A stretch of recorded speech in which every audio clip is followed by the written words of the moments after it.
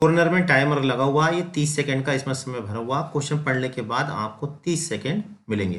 तो क्वेश्चन इसको पढ़ लेते हैं जल्दी से, उसके बाद 30 सेकंड आपको दिए जाएंगे। 30 सेकंड के अंदर आपको इसका आंसर देना है। उसके बाद दूसरा क्वेश्चन आपको दिया जाएगा। तो क्वेश्चन क्या है, एक पत्थर ब्रह्मावस्था में किसी ऊंचाई से पृथ्वी पर 5 सेकंड में पहुंचता है। यदि गिरने के 3 सेकंड बाद पत्थर को रोककर फिर गिरने दिया जाए तो पृथ्वी पर पत्थर कितनी देर में गिरेगा। तो अब आपका समय होता है आप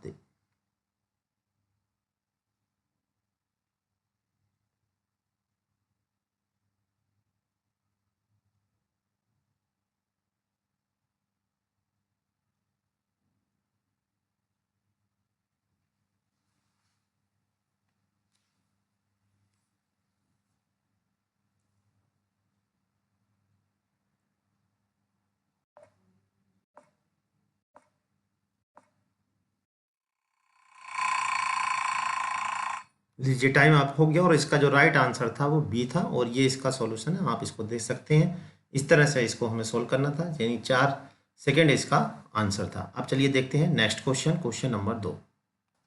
क्वेश्चन नंबर 2 स्क्रीन पे है, इसका भी जवाब आपको 30 सेकंड के अंदर देना है। मैं क्वेश्चन पढ़ रहा हूँ, क्वेश्चन पढ़ने के बाद 30 सेकंड का समय मिलेगा।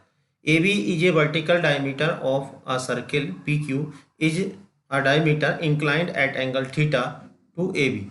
The value of theta so that the time of sliding down P Q may be root 2 times that of sliding down A B. तो ये क्वेश्चन आपके सामने है, इसको आपने पढ़ लिया होगा। अब 30 सेकंड का समय आपको मिलेगा। 30 सेकंड के अंदर आपको इसके आंसर आपको बताना है। तो 4 ऑप्शन है इसके, ए बी सी डी। इन चारों में से कोई एक ऑप्शन सही है। आप अपना करना स्टार्ट करिए, टाइम होता है अब।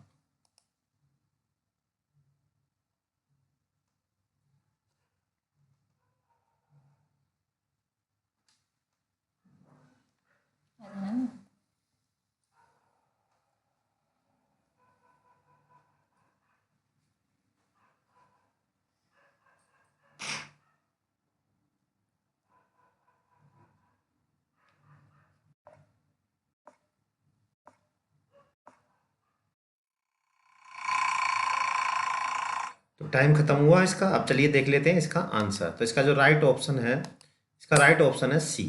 तो सी इसका राइट ऑप्शन है, और इसका ये सॉल्यूशन है। आप यहाँ पे इस आंसर को मिला सकते हैं। शॉर्ट में हमने ये किया है।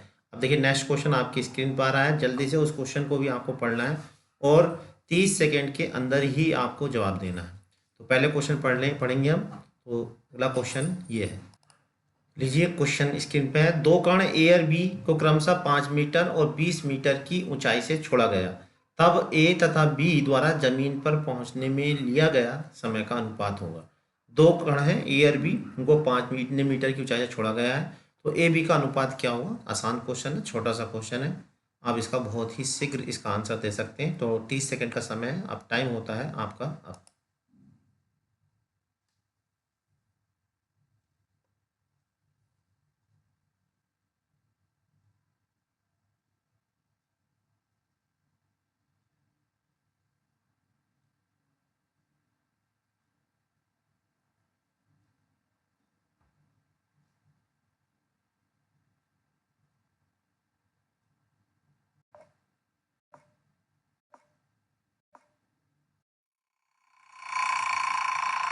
तो इसका देखिए टाइम खत्म हुआ, और इसका जो आंसर है वो है राइट आंसर इसका सी। तो सी इसका राइट आंसर है। तो इसका राइट आंसर क्या है, सी। तो इसके राइट आंसर सी है। और इस कैसे करना है, देखिए यहाँ पे इक्वेशन लगानी है, और इनको डिवाइड करेंगे। जैसे ये फर्स्ट को सेकंड से डिवाइड कर देंगे तो इसका आंसर मिल जाएगा। अब देखिए नेक्स्ट क्वेश्चन आपकी स्क्रीन पर आ रहा है। तो क्वेश्चन क्या है, पहले इस क्वेश्चन को पढ़ लेते हैं। देखिए, एक पत्थर के टुकड़े को कुएं में गिराया जाता है। पत्थर के छपाके की आवाज़ पत्थर गिराए जाने के व्यक्ति को 11.5 सेकंड बाद सुनाई पड़ता है। यदि ध्वनि का वेग 327 मीटर प्रति सेकंड हो तो कुएं की गहराई मीटर में लगभग होगी। कुएं की गहराई इसमें बतानी है। 4 ऑप्शन है इसके, ए बी सी डी। इनमें से कोई एक ठीक है। तो आप जितनी स्पीड से कर सकते हैं इतनी तेज करिए, और 30 सेकंड का समय आपको दिया जाएगा। तो आप समय होता है आपका अब।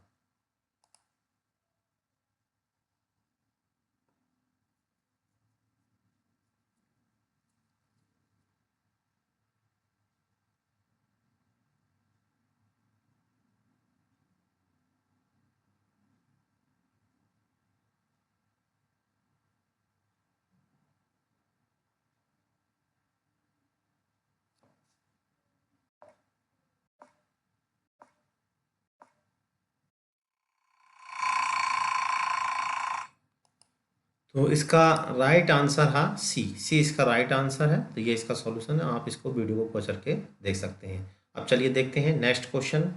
नेक्स्ट क्वेश्चन आपकी स्क्रीन पे है। इसको पहले अच्छे से पढ़ लेते हैं। तो देखिए क्वेश्चन स्क्रीन पर आ गया है। यदि एक कण को ऊर्ध्वाधर ऊपर की ओर प्रक्षेपित किया जाता है और वह टी समय पश्चात एच ऊंचाई तक पहुंच जाता है, पुनः टी डैश समय लेने पर वह भूमि पर आ जाता है, तब एच क्या होगा? तो इसमें से कोई एक ऑप्शन सही है। सही ऑप्शन इसका होगा। इसके लिए आपको मिलेंगे 30 सेकेंड। तो मैं यहाँ पर टाइम सेट कर देता हूँ।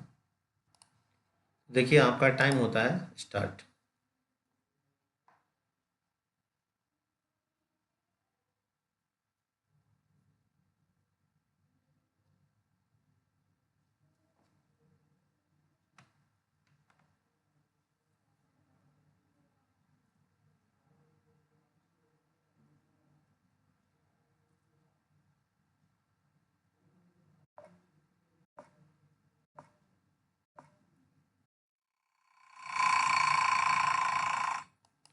तो इसका जो राइट आंसर है वो है ए।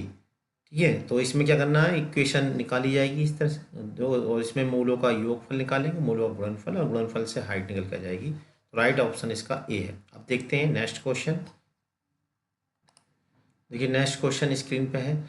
एक ऊर्ध्वाधर समतल पर आधारित वृत्त में ए बी तथा सी डी उसके व्यास हैं, जिसमें व्यास ए बी ऊर्ध्वाधर है।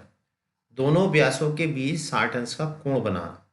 यदि कोई कण ए बी व्यास से फिसलता हुआ बी तक और सी डी व्यास से फिसलता हुआ डी बिंदु पर पहुंचे, तो दोनों कणों के द्वारा लिए गए समय का अनुपात होगा।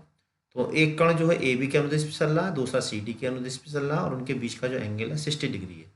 तो उनके द्वारा लिए गए समय का अनुपात क्या होगा? तो इसमें से कोई एक ऑप्शन सही होगा। तो 30 सेकेंड आपको मिलते हैं। अब टाइम होता है आपका अब।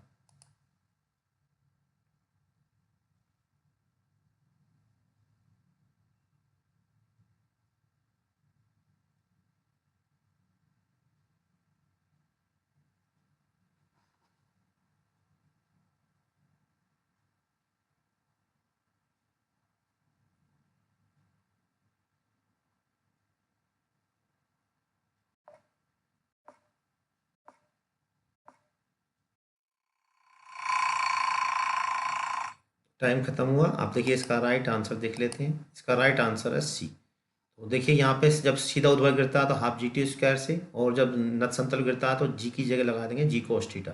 जी से जी कैंसिल हो जाएगा, और जब स्क्वायर रूट लेंगे तो 1:√2 इसका आंसर आ जाएगा। अब चलिए देखते हैं नेक्स्ट क्वेश्चन। लीजिए नेक्स्ट क्वेश्चन है। एक पिंड किसी वेग से ऊर्ध्वाधर दिशा में ऊपर की ओर फेंका जाता है। ऊपर जाते समय जब वह भूमि से 30 सेंटीमीटर ऊंचाई पर होता है, तो उसे उस बिंदु पर पुनः वापस आने में 4 सेकंड लगते हैं जिस वेग से पिंड फेंका गया था। तो वह वेग होगा। यानी कि हमें से जो पूछा है इसका प्रारंभिक वेग पूछा। एक पिंड जिस वेग से ऊर्ध्वाधर दिशा में ऊपर की ओर फेंका गया है, ऊपर जाते समय भूमि से 30 सेंटीमीटर ऊंचाई पर होता है, तो उसे उस बिंदु पर वापस आने में 4 सेकंड लगते हैं जिस वेग से पिंड फेंका गया था वह है। तो इनमें से कोई सा एक सही ऑप्शन है। इसका टाइम आपको मिलेगा 30 सेकंड। चलिए कर देते हैं हम इसका टाइम अब। तो इसका टाइम होता है आपका अब।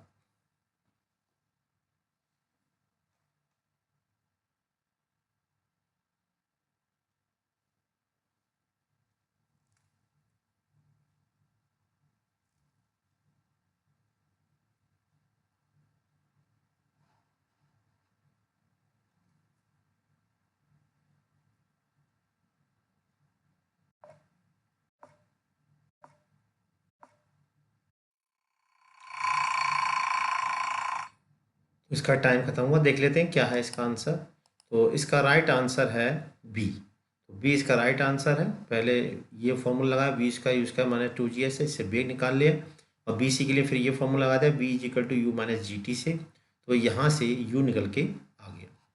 तो अब देखते हैं नेक्स्ट क्वेश्चन। तो यहाँ पर देखिए क्वेश्चन है, कोई गिरता हुआ कण अपनी यात्रा के अंतिम सेकंड में 7G सेंटीमीटर गिरता है, तो वह कितनी ऊंचाई से गिरा? तो यात्रा के अंतिम सेकंड में वो 7G सेंटीमीटर गिरता है, तो वह कितनी ऊंचाई से गिरा? तो ये हमसे पूछा है। तो कितनी ऊंचाई से गिरा? 4 ऑप्शन है इसके, 4 में से कोई सा एक सही होगा। तो इसके लिए 30 सेकंड का समय है। अब आपका समय होता है स्टार्ट।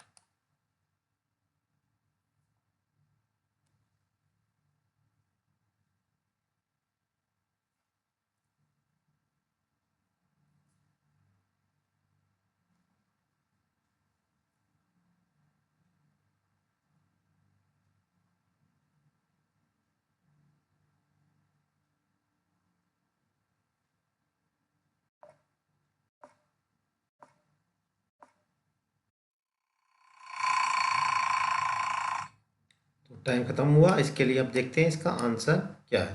तो इसका आंसर है ये, यानी 28 सही 1/8। और ये कौन सा है 28 सही 1/8? ये डी। तो इसका जो राइट आंसर है वो है डी। तो डी इसका राइट आंसर है। राइट आंसर इसका है डी। तो देखते हैं नेक्स्ट क्वेश्चन। इसे आप देख लीजिए, इसका जो डी है वो राइट आंसर है। अब इसके बाद नेक्स्ट क्वेश्चन देखते हैं। देखिए नेक्स्ट क्वेश्चन है, स्वतंत्रता पूर्वक गिरता हुआ कोई पिंड गति के अंतिम सेकंड में और उससे पहले सेकंड में जो दूरियां तय करता है उनकी निष्पत्ति, यानी कि उनका जो रेशियो है वो 3:2 है। पृथ्वी तक पहुंचने में उसका अंतिम वेग क्या होगा? तो पृथ्वी तक पहुंचने में उनका अंतिम वेग कितना होगा, ये हमसे पूछा है। तो आपका टाइम होता है अब।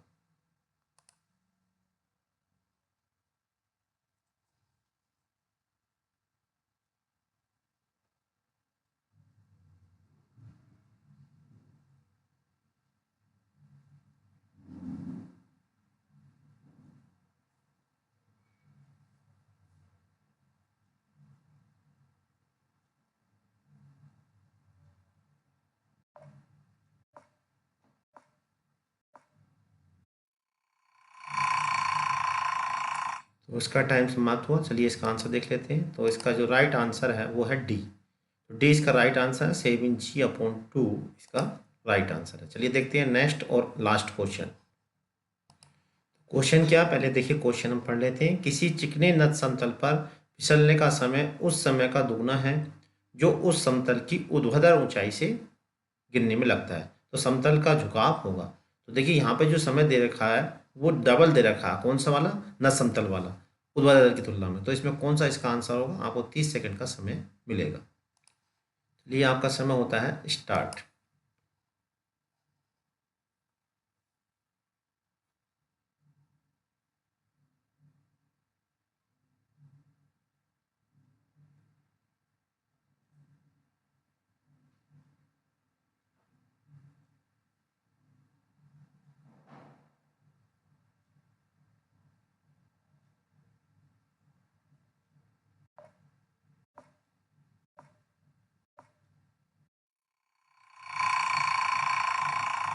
तो देखते हैं इसका आंसर। तो इसका राइट आंसर है डी, यानी 30 अंश का इसका झुकाव होगा। देखिए जब ऊर्ध्वाधर त्वरण नत समतल में त्वरण होता है वो जी साइन थीटा होता है। ऊर्ध्वाधर के लिए फॉर्मूला आएंगे HUT प्लस के हाफ GT स्क्वायर से, ठीक है। और जब नत समतल के लिए लगाएंगे तो जी के स्थान पे जी साइन थीटा लगा देंगे, टी की जगह 2t, क्योंकि इसका जो समय है वो डबल है। अब इसमें इसको डिवाइड कर देंगे, 1 को 2 से डिवाइड करने के बाद साइन थीटा आ जाएगा 1/2। 1/2 वो होती साइन 30 की वैल्यू। तो थीटा कितना आ गया? 30 अंश, यानी कि इसका जो राइट ऑप्शन आ गया। क्वेश्चन है वो हम मल्टीपल चॉइस क्वेश्चन यहाँ पे करा रहे हैं। तो लीजिए सबसे पहला क्वेश्चन आपकी स्क्रीन पे आ चुका है। तो क्वेश्चन क्या, पहले क्वेश्चन को हम देखते हैं। क्वेश्चन है, एक प्रक्षेप्य का क्षैतिज परास उसके द्वारा प्राप्त महत्तम ऊंचाई का तिगुना है। यानी कि क्षैतिज परास बोले तो आर, यानी रेंज, उसे महत्तम ऊंचाई मैक्सिमम हाइट का 3 टाइम्स है। प्रक्षेप यू, यानी प्रक्षेप जो है उसका ये है यू, वेग से प्रक्षेपित किया जाता है तब उसका उड्डयन काल एंड टाइम ऑफ फ्लाइट हमें निकालना। तो ये प्रक्षेप वेग हमें देख रखा, यानी वेलोसिटी हमें दे रखी है। अब देखिए यहाँ पे ये दे रखा R=3h। तो यहाँ पे R का फॉर्मूला लगा दिया जाएगा, यहाँ पे H का फॉर्मूला लगा दिया जाएगा, और जो है उसके बाद यहाँ से अल्फा कैलकुलेट करा जाएगा। और अल्फा कैलकुलेट करने के बाद उड्डयन काल का फॉर्मूला लगाएंगे, आंसर हमारा आ जाएगा। तो लीजिए देखिए इसको सोल्व मैंने यहाँ पे कर दिया है, कंडीशन लगाई, ये लगा दिया फॉर्मूला। देखिए कैंसिल करने के बाद अल्फा आ गया। ट्रायंगल की सहायता से हमने यहाँ से जिसकी जरूरत होगी वो निकालेंगे। उड्डयन काल का ये फॉर्मूला हमने लगा दिया, और साइन अल्फा की जगह हमने लगा दिया लंब बटे यानी परपेंडिकुलर अपॉन हाइपोटेनियस। तो ये आ गया इसका हाइपोटेनियस, यानी ये हो गया टाइम ऑफ फ्लाइट 8u/5g। तो इसका जो राइट ऑप्शन हो गया वो हो गया ए। चलिए देखते हैं नेक्स्ट क्वेश्चन। तो लीजिए क्वेश्चन नंबर 2 स्क्रीन पे है। क्वेश्चन नंबर 2 क्या पहले देखते हैं। A man can be throw a stone up to 196 metre, what will be the time of flight and maximum height of the stone. तो यहाँ पर देखिए क्या है कि ये कैपेसिटी दे रखी है। जब कैपेसिटी दे रखी है इसका मतलब ये जो है मैक्सिमम रेंज दे रखी है, यानी कि आर मैक्सिमम दिया हुआ। तो यहाँ पे अगर आपको क्वेश्चन ये आता है तो आप खुद भी ट्राई इसको कर सकते हैं साथ साथ करके, ठीक है। We time of flight, what will be the time of flight. तो आर मैक्सिमम की हेल्प से इसका मतलब यहाँ पे जो अल्फा है वो 45 डिग्री है, ठीक है। मैक्सिमम ये है, अल्फा कितना 45 डिग्री है। तो यहाँ से अल्फा हमें मालूम हो गया, what will be the time maximum height. तो क्या है, what will be the time of flight. तो टी हमसे पूछा, तो टी के लिए पहले यहाँ पे मैक्सिमम वाला फॉर्मूला आएंगे, यू स्क्वायर अपॉन जी। यहाँ से यू फाइंड करेंगे और जैसे ही यू फाइंड होगा टाइम फ्लाइट का फॉर्मूला आके आंसर हमारा आ जाएगा। चलिए देख लेते हैं इसके सॉल्यूशन को। तो यहाँ पे देखिए था ये वाला, हाँ तो यहाँ आ गए हम, इसका सॉल्यूशन है ये वाला। तो देखिए यहाँ पे पहले मैक्सिमम का फॉर्मूला, ठीक है, यहाँ से लगाया, यहाँ से यू निकल के आ गया ये। उसके बाद टाइम ऑफ फ्लाइट का फॉर्मूला लगाया, यहाँ पे यू की जो वैल्यू हमने निकाली यहाँ पुट कर दी और 16 का आ गया 49 मीटर। तो इसका राइट आंसर हो गया बी। बी कितना है 49 मीटर, और दूसरा है इसमें 10√3, यानी टाइम ऑफ फ्लाइट है 2√10 मीटर। तो बी इसका राइट आंसर हो गया। चलिए देखते हैं नेक्स्ट क्वेश्चन। क्वेश्चन क्या है देखिए, एक गेंद को 36 से 30 अंश के कोण पर इतने वेग से प्रक्षेपित किया जाता है, यानी कि अल्फा बराबर हमें दिया हुआ 30 अंश, ठीक है। एंगल ऑफ प्रोजेक्शन, एक गेंद को 36 से 30 अंश के कोण पर इतने मीटर प्रति सेकंड वेग से प्रक्षेपित किया जाता है, यानी यू हमें दे रखा है 49 मीटर प्रति सेकेंड। तो उसके द्वारा प्राप्त क्षैतिज परास ज्ञात की है, यानी कि आर हमें निकालना है, रेंज निकालनी है। तो सीधा फॉर्मूला लग जाएगा, आंसर इसका निकल के आ जाएगा। तो देख लेते हैं इसमें, देखिए सीधा फॉर्मूला लगाया परास का, यहाँ पे सोल्व किया, तो इसका राइट ऑप्शन हो गया सी। सी इसका राइट ऑप्शन हो गया। ये देखते हैं नेक्स्ट क्वेश्चन। नेक्स्ट क्वेश्चन देखिए ये आ गया है। क्वेश्चन क्या है, पहले क्वेश्चन को पढ़ते हैं। दो प्रक्षेपीय ए एंड बी क्षैतिज से अल्फा और 90 माइनस अल्फा कोण बनाते हुए एक समान आरंभिक वेग से प्रक्षेपित किए जाते हैं, उनके परासों का अनुपात ज्ञात कीजिए। तो देखिए एंगल इनके अलग है, तो क्या करेंगे R1 अपॉन R2 दोनों के फॉर्मूले लगा देंगे यहाँ पे। दोनों यू परास का फॉर्मूला होता है u square sine 2 alpha. 2 alpha की जगह कितना अल्फा ही है अपॉन जी। दूसरे का फॉर्मूला क्या होगा यूज का, क्योंकि परास दोनों के सेम टू सेम है, बस एंगल चेंज कर देना। 2 अल्फा की जगह कितना लगा देना यहाँ पे 90 माइनस अल्फा अपॉन जी। अब देखिए इसको सॉल्व करेंगे आंसर हमारा आ जाएगा। तो चलिए देख लेते हैं इसके आंसर को। तो देखिए ये हमने फॉर्मूला लगाया, कैंसिल किया और कट फट के 1:1, यानी इसका राइट आंसर हो गया ए। चलिए देखते हैं नेक्स्ट क्वेश्चन। लीजिए नेक्स्ट क्वेश्चन आपकी स्क्रीन पे ये आ गया। तो ये क्या है, the path of A projectile in A vacuum is. तो भाई देखिए शून्य में किसी प्रक्षेप का पथ होता है, प्रक्षेप का जो पथ होता है वो परवलयाकार होता है, ठीक है। तो सीधा इसका आंसर है, इसमें कोई बात ही नहीं। नेक्स्ट क्वेश्चन आता है छठा क्वेश्चन। लीजिए, a body is projected such an angle that the horizontal range is 4 times greatest height then the angle of projection. तो यहाँ पर हमसे क्या पूछा, एंगल ऑफ प्रोजेक्शन। तो पहले क्या क्वेश्चन देखिए, a body projected as such angle that the horizontal range जो बोले तो horizontal range this is 4 times to greatest height. बस इनके फॉर्मूले लगा देंगे दोनों के और सॉल्व करेंगे, आंसर हमारा आ जाएगा। तो देख लेते हैं इसके आंसर को। देखिए यहाँ पे दोनों के फॉर्मूले लगा दिए, आर का और एच का, इसको सॉल्व किया, आंसर आ गया 1, यानी सी इसका राइट आंसर हो गया। चलिए देखते हैं नेक्स्ट क्वेश्चन। नेक्स्ट क्वेश्चन आ गया ये स्क्रीन पे। क्वेश्चन क्या है, a particle is projected so that it horizontal range is maximum the ratio of its greatest height to its horizontal range. तो क्या है यहाँ पे देखिए, एक कण इस प्रकार प्रक्षेपित किया जाता है कि उसका क्षैतिज परास अधिकतम है। जब क्षैतिज परास अधिकतम हो तो तुरंत आप अल्फा के स्थान पर 45 लिख दीजिए आंख बंद करके। इसकी महत्तम ऊंचाई और क्षैतिज परास का क्या अनुपात है, महत्तम ऊंचाई बोले तो आर, क्षैतिज परास बोले तो आर। बस इन दोनों के फॉर्मूले लगाएंगे, अल्फा के स्थान पर 45 क्या आता है कि उनके क्षैतिज परास अधिकतम है तो उनकी महत्तम ऊंचाई और क्षैतिज परास का अनुपात याद कीजिए। आप देखिए यहाँ पे जो है जो एंगल वेलोसिटी है, प्रोजेक्शन वेलोसिटी वो सेम टू सेम है। तो इसका फॉर्मूला यहाँ पर हम जानते हैं u square sine square alpha upon 2g, ऐसे नीचे वाले का लगा देंगे u square sine square alpha upon, नहीं इसका परास का फॉर्मूला होता है u square sine 2 alpha, u square sine 2 alpha upon g. इसको सॉल्व करेंगे, सॉल्व करने के बाद देखिए आंसर इसका आ जाएगा। तो देख लेते हैं इसके सॉल्यूशन को। तो देखिए यहाँ पे हमने ये फॉर्मूला लगा दिए दोनों के, सॉल्व किया, सॉल्व करने के बाद आ गया 1:4, यानी बी इसका राइट आंसर हो गया। चलिए देखते हैं नेक्स्ट क्वेश्चन। नेक्स्ट क्वेश्चन आ गया आपकी स्क्रीन पे। तो क्वेश्चन क्या है देखिए, पहले क्वेश्चन को पढ़ते हैं। यदि किसी प्रक्षेप का क्षैतिज परास प्राप्त की गई महत्तम ऊंचाई का इतना, यानी क्षैतिज परास बोले तो आर, महत्तम ऊंचाई बोले तो महत्तम ऊंचाई h। अब इसका फॉर्मूला लगा दीजिए, इसका फॉर्मूला लगा दीजिए। इसका फॉर्मूला होता है u square sine 2 alpha upon g, महत्तम ऊंचाई का u square sine square alpha upon 2g। आप जितना बोलेंगे फॉर्मूले को उतना ही आपको पक्के होंगे, इसलिए फॉर्मूले को बोलते रहिए, मेरे साथ साथ फॉर्मूले को बोलते रहिए, जिससे आपके फॉर्मूले याद हो जाए। चलिए सॉरी, फोन की घंटी बज गई थी। लो जी हम फिर वापस आ गए। तो यहाँ पे आर का फॉर्मूला लगाएंगे, एच का फॉर्मूला, आर का u square sine 2 alpha upon g, h का u square sine square alpha upon 2g। फॉर्मूले बोलते रहिए, साथ में बोलते रहेंगे तो याद रहेंगे। चलिए इसके सॉल्यूशन को देख लेते हैं। देखिए दोनों के फॉर्मूले लगाए, सॉल्व किया, आंसर आ गया बी इसका राइट आंसर हो गया। चलिए देखते हैं नेक्स्ट क्वेश्चन। अगर आपको क्वेश्चन समझ में आया वीडियो को पॉज करके आप देख लें, ठीक है। तो लीजिए नेक्स्ट क्वेश्चन आ गया स्क्रीन पे। क्वेश्चन क्या, पहले क्वेश्चन को हम पढ़ेंगे।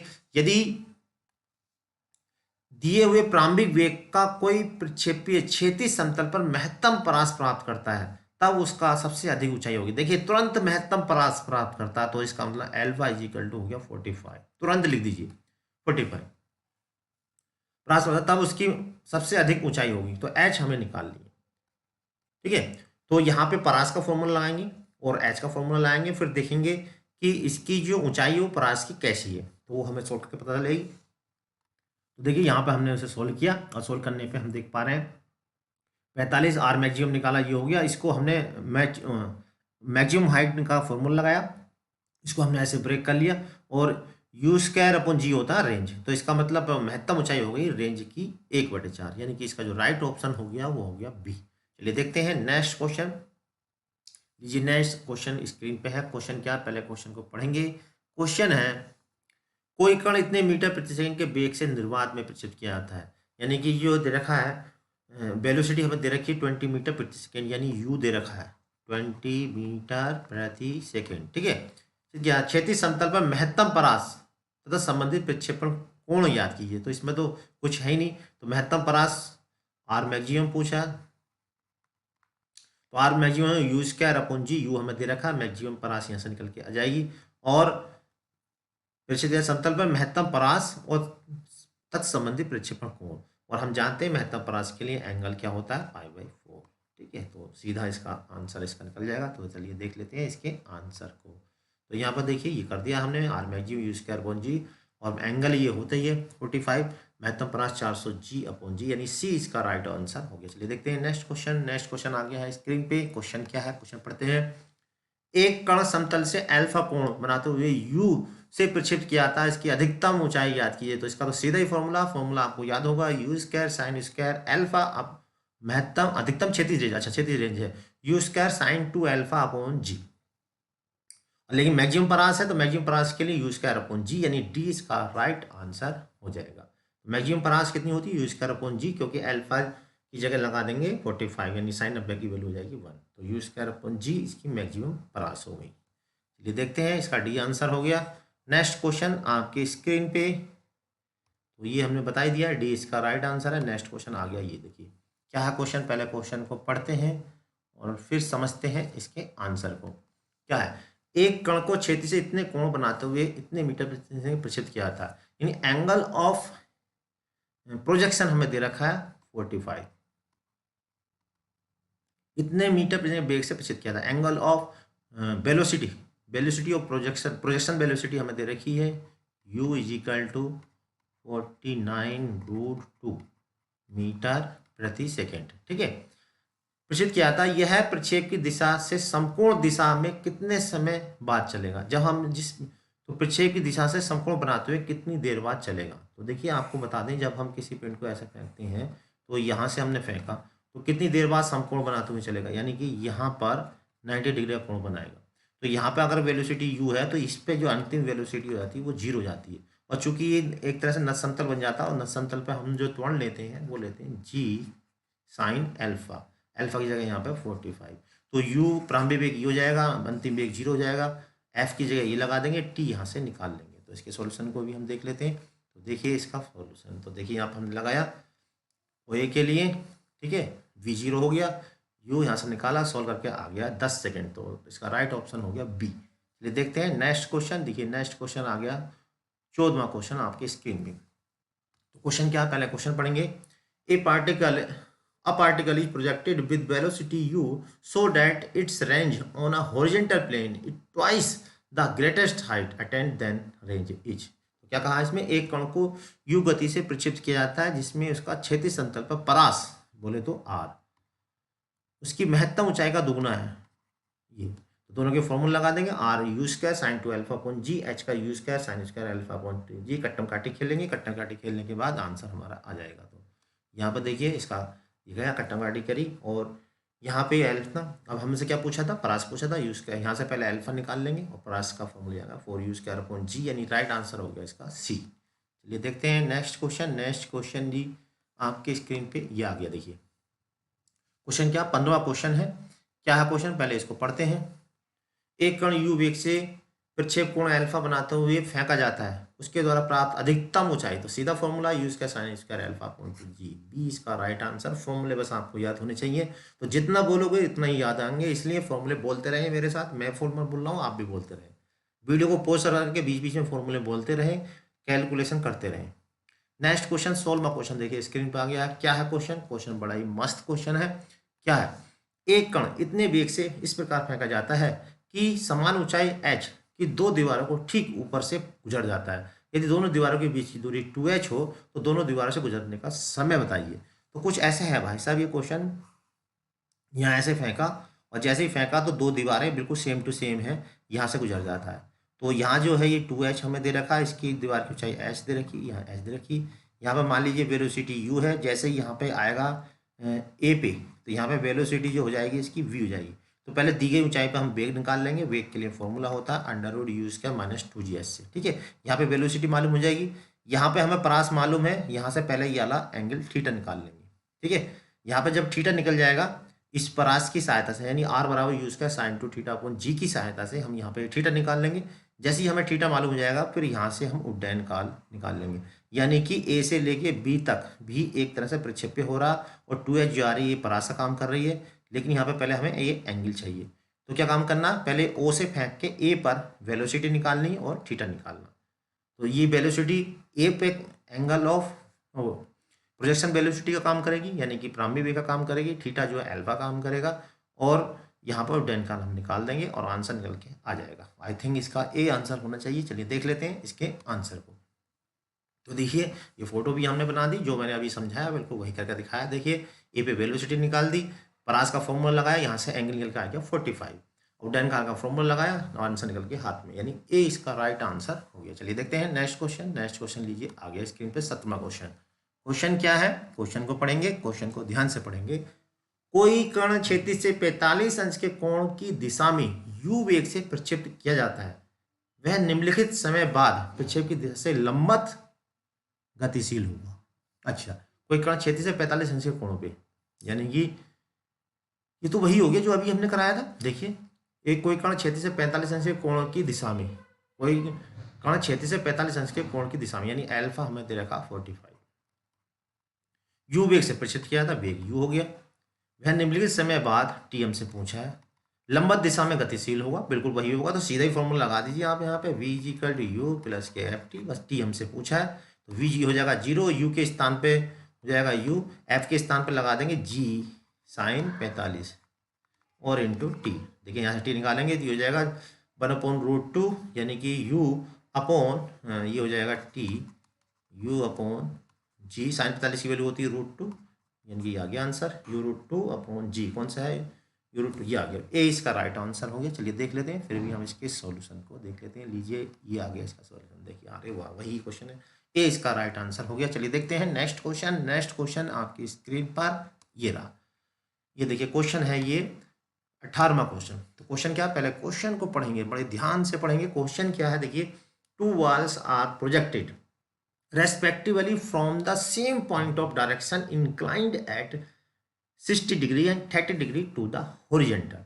अच्छा, if they attempt the same height the ratio of their velocity of projection is, two wall projected velocity from the point of direction. अच्छा देखिए यहाँ पे एंगल दे रखी है, एक तो दे रखा है, मान लीजिए कोई अल्फा मान लेते हैं 60 डिग्री और दूसरा, ठीक है। अब क्या कराया है, यहाँ पे दो वाल फेंकी गई हैं, दो वाल जो है फेंकी गई हैं कितने पे, 60 अंश के कोण पे और 30 अंश के कोण पे, to the horizontal if they attain the same height, अर्थात दोनों की हाइट सेम है, यानी कि पहले की हाइट सेम है तो पहले का फॉर्मूला क्या लगाएंगे, देखिए यू स्क्वायर, यानी चूंकि वेलोसिटी तो अलग है यू वन स्क्वायर और sign square alpha one, alpha one की जगह लगा दिया 60 अपॉन 2g, ऐसे दूसरे का लगा दो, देखो u two square sine square alpha की जगह कितना है यहाँ पे 30 अपॉन 2g, क्योंकि हाइट सेम है तो दोनों की हाइट सेम कर दी, 2g से 2g उड़ाया और इसको इधर ले आओ, इसको इधर ले आओ, काटापीटी करो, काटापीटी करने के बाद लो आंसर तुम्हारा आ जाएगा। देखो ये हमने किया, इधर उधर किया, आंसर आ गया 1/√2, यानी 20 का राइट आंसर हो गया। चलिए देखते हैं नेक्स्ट क्वेश्चन। नेक्स्ट क्वेश्चन लीजिए आ गया स्क्रीन पे। क्वेश्चन क्या, पहले क्वेश्चन को ध्यान से पढ़ेंगे। क्वेश्चन है किसी प्रक्षेप का क्षैतिज परास उसकी महत्तम ऊंचाई का चौगुना। ये तो कई बार आ चुका, मुझे लगता है आप आंसर अब इसका एकदम बता दोगे। क्षैतिज परास जो है महत्तम ऊंचाई का 4 गुना है। लो जी, बस दोनों के फॉर्मूले लगाओ, u square sine 2 alpha upon g, u square sine square alpha upon 2g, काटापीटी खेलो और कोटापीटी खेलने के बाद तुम्हारा आंसर आ जाएगा। तो लीजिए ये आया आंसर बी इसका 55 डिग्री। चलिए देखते हैं नेक्स्ट क्वेश्चन। नेक्स्ट क्वेश्चन लीजिए, ये आ रहा है आपकी स्क्रीन पे आ गया। क्वेश्चन नंबर, यदि किसी कण का प्रक्षेपण कोण प्रोजेक्शन एंगल 60 अंश है, यानी अल्फा हमें दे रखा 60 डिग्री, इसमें कोई डाउट नहीं है 60 डिग्री दे रखा है, और क्षैतिज परास उड्डयन काल का अनुपात लो। क्षैतिज परास बोले तो आर, उड्डयन काल बोले तो टी, इनका रेशियो कितना 5/2। प्रक्षेपण कोण निकालना, प्रक्षेप वेग सॉरी यू, तो इसमें रह क्या गया भाई, अब यहाँ पे आर का फॉर्मूला डाल दो, यहाँ पे टी का फॉर्मूला डाल दो, अल्फा के स्थान में 60 डिग्री रख दो, आंसर निकल के हाथ में आ जाएगा। तो देखिए चलिए इसके सॉल्यूशन को देख लेते हैं। ये यहाँ पर देखिए, यहाँ पर देखिए अल्फा 60 डिग्री, ये लगाया फॉर्मूले, काटापीटी खेलिए और आगे देखिए u बराबर 5, तो इसका राइट आंसर हो गया ए। चलिए देखते हैं नेक्स्ट क्वेश्चन, क्वेश्चन नंबर 21। तो लीजिए क्वेश्चन है स्क्रीन पे, हिंदी और इंग्लिश दोनों में है। पहले मैं हिंदी पढ़ना। एक गेंद को दिए गए वेग से उधर ऊपर की ओर फेंका जाता है, वह अधिकतम ऊंचाई 100 मीटर तक पहुंचता है, यानी कि एच मैक्सिमम, एच हमें दे रखी है 100 मीटर, ठीक है, पहुंचता है। दूसरी बार उसे दुगने आरंभी वेग से, यानी कि पहले मान लीजिए आरंभी वेग u था और फिर क्या कर दिया 2u से फेंका गया, दुगने आरंभी वेग से फेंका जाता है तो गेंद किस अधिकतम ऊंचाई तक जाएगी। तो फिर हमसे इसकी हाइट हमसे पूछिए। पहले तो ये फॉर्मूला लगा देना, हाइट मान लीजिए h1 है और जब 2u से फेंका गया तो हाइट मान लीजिए h2 है। तो यहाँ से पहले हम अल्फा निकाल लेंगे, फिर यहाँ पे अल्फा यहाँ पे डाल देंगे और आंसर निकल के हाथ में आ जाएगा। तो चलिए इसके सॉल्यूशन को देख लेते हैं। देखिए हमने पहले तो ये फॉर्मूला लगाया और यहाँ पर देखिए ये निकल के ये आ गया, यहाँ से अल्फा यहाँ से निकाल सकते थे लेकिन नहीं निकाला, चलिए कोई बात नहीं। अब दूसरा वाला h2 का फॉर्मूला लगाया, हमने क्या करा डिवाइड कर दिया, तो बात एक ही है, चाहे अल्फा निकाल के यहाँ रख दीजिए, ठीक है, यहाँ डिवाइड कर दी, बात एक ही। तो यहाँ से हमने क्या करा, इसको डिवाइड करा, सब काटाफीटी करी और ये आ गया h2 400 मीटर, यानी डी इसका राइट आंसर हो गया। चलिए देखते हैं नेक्स्ट क्वेश्चन। नेक्स्ट क्वेश्चन देखिए स्क्रीन पे है, एक पत्थर को इतने मीटर ऊंचे स्तंभ से इतने मीटर प्रति सेकंड के वेग से क्षैतिज दिशा में प्रक्षेपित किया जाता है। तो देखिए इस तरह का मैंने थ्योरी आपको बताई थी, अगर थ्योरी आपने पढ़ी होगी तो बड़े आराम से इसका आंसर दे दोगे। एक देखिए अगर आपको क्वेश्चन पे पकड़ बनानी है तो आपकी जो थ्योरी है वो स्ट्रांग होनी चाहिए, पढ़ी होनी चाहिए। जब तक आपकी थ्योरी स्ट्रांग नहीं होगी तब तक आप क्वेश्चन को समझ नहीं सकते, जब तक क्वेश्चन समझ में नहीं आएगा तो आप कर नहीं पाओगे। तो इसलिए थ्योरी पे पकड़ होनी चाहिए, यानी कि वो थ्योरी हमें बहुत अच्छे से याद होनी चाहिए, समझी होनी चाहिए। और थ्योरी स्ट्रॉन्ग कैसे होगी, जब भी आप पढ़ाएं चाहे स्कूल में पढ़ाएं चाहे ट्यूशन में पढ़ाएं, तो अपनी थ्योरी को स्ट्रॉन्ग करके जाएं और चैप्टर को स्टार्ट करने से पहले एक बार पूरे चैप्टर की समरी जो है अपने स्टूडेंट के सामने बोल दें। जब आप रोज़ उस चैप्टर की स्टोरी बोलेंगे, रोज थ्योरी बोलेंगे, तो आपको वो थ्योरी बिल्कुल रट जाएगी, यानी दिमाग में बस जाएगी, फिर आप क्वेश्चन जो है बड़े आराम से लगा दोगे। तो यहाँ पर देखिए एक पत्थर इतने मीटर ऊंचे स्तंभ से तो यहाँ दे रखा 100 मीटर ऊंचे स्तंभ से इतने मीटर क्षैतिज दिशा में, ऐसे क्षैतिज दिशा में प्रक्षेपित किया जाता है। u बराबर है 9.8 मीटर प्रति सेकंड। देखिए जब क्षैतिज दिशा में कहेंगे तो ऊर्ध्वाधर दिशा में जो वेग होगा यहाँ पे वो 0 हो जाएगा, प्रारंभिक वेग, ठीक है। प्रक्षेप 1 सेकंड बाद वेग, तो इसका 1 सेकंड बाद यहाँ पे बेग पूछा, तो 1 सेकंड बाद जो बेग होगा वो मान लीजिए बेग बी है और यहाँ से दिशा थीटा है, तो क्षैतिज घटक हो जाएगा इसका वी कोस थीटा और उधर होगा वी साइन थीटा। तो क्षैतिज बेग तो अपरिवर्तित रहते हैं, तो वी कोस थीटा बराबर हो जाएगा दिस। तो एक इक्वेशन तो ये हो गई। अब ऊर्ध्वाधर दिशा में गति लेंगे, तो जब ऊर्ध्वाधर दिशा में गति लेंगे और हाइट हमारे पास है वी यू प्रारंभिक वेग हो जाएगा 0, एच बराबर ये हो जाएगा, अंतिम वेग हो जाएगा ये। ठीक है, तो यहाँ पे फॉर्मूला लगा देंगे ऊंचाई वाला v square two g h जो भी लगाएंगे, और इसके बाद इन्हें सोल्व करके हम यहाँ से वी निकाल लेंगे। तो यहाँ पे जो वी होगा अंडर रूट ये होगा, इसे मान लीजिए इसको u1 मान लीजिए, इसको u2 मान लो या v1 v2 मान लो, तो u1 square plus u2 square. ठीक है, तो चलिए इसकी कैलकुलेशन को हम देख लेते हैं। देखिए यहाँ पे बिल्कुल सेम ऐसे किया, तो क्षैतिज बेग तो अपरिवर्तित रहते हैं, ये हो गया। ऊर्ध्वाधर दिशा में गति ली v equal to u plus g t से, तो ये लगाया यहाँ से। ठीक, अब इनको क्या करा, दोनों को भर करके जोड़ दिया, जोड़ने के बाद देखिए आंसर हाथ में आ गया बी, यानी सी इसका राइट आंसर हो गया। चलिए देखते हैं नेक्स्ट क्वेश्चन। देखिए स्क्रीन पे आ गया, ये क्वेश्चन नंबर हो गया ये 23। तो 23 क्या है क्वेश्चन, पहले देख लेते हैं। दो प्रक्षेपयों के समान वेग परंतु प्रक्षेपण कोण इतने पर प्रक्षेपित किए जाते हैं, उनके क्षैतिज परासों का अनुपात ज्ञात कीजिए। तो क्या करना भाई, R1 और R2 निकालना है और एंगल ऑफ प्रोजेक्शन इनके दे रखे हैं। तो R1 का फॉर्मूला होता है, वेलोसिटी सेम है, देखिए दो प्रक्षेप समान वेग से, तो u स्क्वायर साइन 2 अल्फा की जगह कितना लगा देना 0.48 माइनस थीटा, और नीचे क्या लगा देना u square sine 2 45 plus theta. ठीक है, और u स्क्वायर नीचे अपोन में 2 यो भी आएगा, जी से जी कैंसिल हो जाएगा, ये लिखना चाहो लिख दो यहाँ पे। ठीक है, ये कैंसिल हो जाएगा, साइन 90 माइनस थीटा हो जाएगा कॉस थीटा, और साइन 90 में यहाँ भी 90 माइनस थीटा तो भी कॉस थीटा, कट कर 1, यानी 1:1 आ गया इसका आंसर। कितना आंसर आ गया 1:1। देखिए कि हमें बहुत फास्ट सोल्व करना, तो जितना ज़्यादा प्रैक्टिस करेंगे आप इतनी जल्दी आप कर सकते हैं। ठीक है, तो जितनी प्रैक्टिस होगी इतने क्वेश्चन को आप सॉल्व कर सकते हैं। तो यहाँ पर देखिए इसका राइट आंसर ये आ गया, सोल्व बिल्कुल सेम वही किया है। अब देखिए नेक्स्ट क्वेश्चन आ गया, क्वेश्चन नंबर 24। एक पिंड बारी बारी से समान वेग से दो विभिन्न कोणों पर फेंका जाता है, यदि दोनों बार एक ही परास समान हो तो डेनकाल टी और टी डैश हो तो आर इज इक्वल टू होगा। बारी से समान वेग से, ठीक है, तो फेंका जाता है ये दोनों बार परास समान हो, यानी कि परास क्या है दोनों के समान है, और डेनकाल टी और टी डैश है। तो जब परास समान हो, यानी कि दोनों बार परास समान हो, डेनकाल टी टी डैश है, तो आर हमसे पूछा है। तो पहले वही उड्डयनकाल का फॉर्मूला लगाएंगे। एक पिंड बारी से समान वेग से दो विभिन्न कोणों पर फेंका जाता है। तो हम आपको बता दें, एक ही परास आर प्राप्त करने के लिए जो दो डायरेक्शन होती है, हमने थ्योरी में बताया था, एक होती है अल्फा और दूसरी होती है 90 माइनस अल्फा। यानी कि अगर हम एक इस तरह से फेंके किसी के पिंड को, ये आर हमें निकालना हो, तो यहाँ से अल्फा पे फेंकेंगे तो भी यहीं पहुँचेगा, और ऊर्ध्वाधर से एंगल अल्फा पे फेंकेंगे तो भी ये पिंड यहीं पे पहुँचता है। ऐसा थ्योरी में हमने पढ़ा है। ठीक है, या ऐसे भी कह सकते हैं, अगर 45 डिग्री से बराबर कोणों पे फेंके तब भी ये एक ही परास प्राप्त होती है, यानी एंगल जो हो गया उसके एक बार अल्फा, एक 90 माइनस अल्फा। ठीक है, तो यहाँ पे टी का फॉर्मूला लाएंगे, यहाँ पे टी डैश का फॉर्मूला लाएंगे, और इन दोनों की हेल्प से हम परास निकाल लेंगे। तो चलिए देख लेते हैं इसके सॉल्यूशन को। देखिए हमने पहले टी का फॉर्मूला लगाया, ठीक है, फिर टी डैश का फॉर्मूला लगाया, अल्फा की जगह 90 माइनस अल्फा कर दिया। परास हमसे पूछी थी, इसको हमने ब्रेक करा। कैसे, यू इसका को लिख सकते हैं u into 2 sine alpha cos alpha. ठीक है, हमने जी से गुणा भाग कर दिया, और देखिए यहाँ पे हमने इसके स्थान पर रख दिया ये टी, और इसके स्थान पर रख दिया हमने टी डैश। तो आंसर आ गया इसका हाफ टी टी डैश जी। तो कौन सा ऑप्शन हो गया इसका, ए इसका राइट आंसर आ गया। चलिए देखते हैं इसका लास्ट क्वेश्चन, 25वां क्वेश्चन। देखिए जितने भी इंपोर्टेंट क्वेश्चन हैं जो आ सकते हैं वो मैंने सभी इसमें करा दिए हैं। आप इनको प्रैक्टिस कर लीजिए अच्छे से, इससे क्वेश्चन बाहर नहीं जाएगा, इनको बढ़िया करके कर लीजिए, इसी में से क्वेश्चन आपको टीजीटी पीजीटी में मिल जाएगा। तो देखिए यहाँ पे क्वेश्चन क्या, पहले इसको हम देखिए क्वेश्चन को पढ़ते हैं।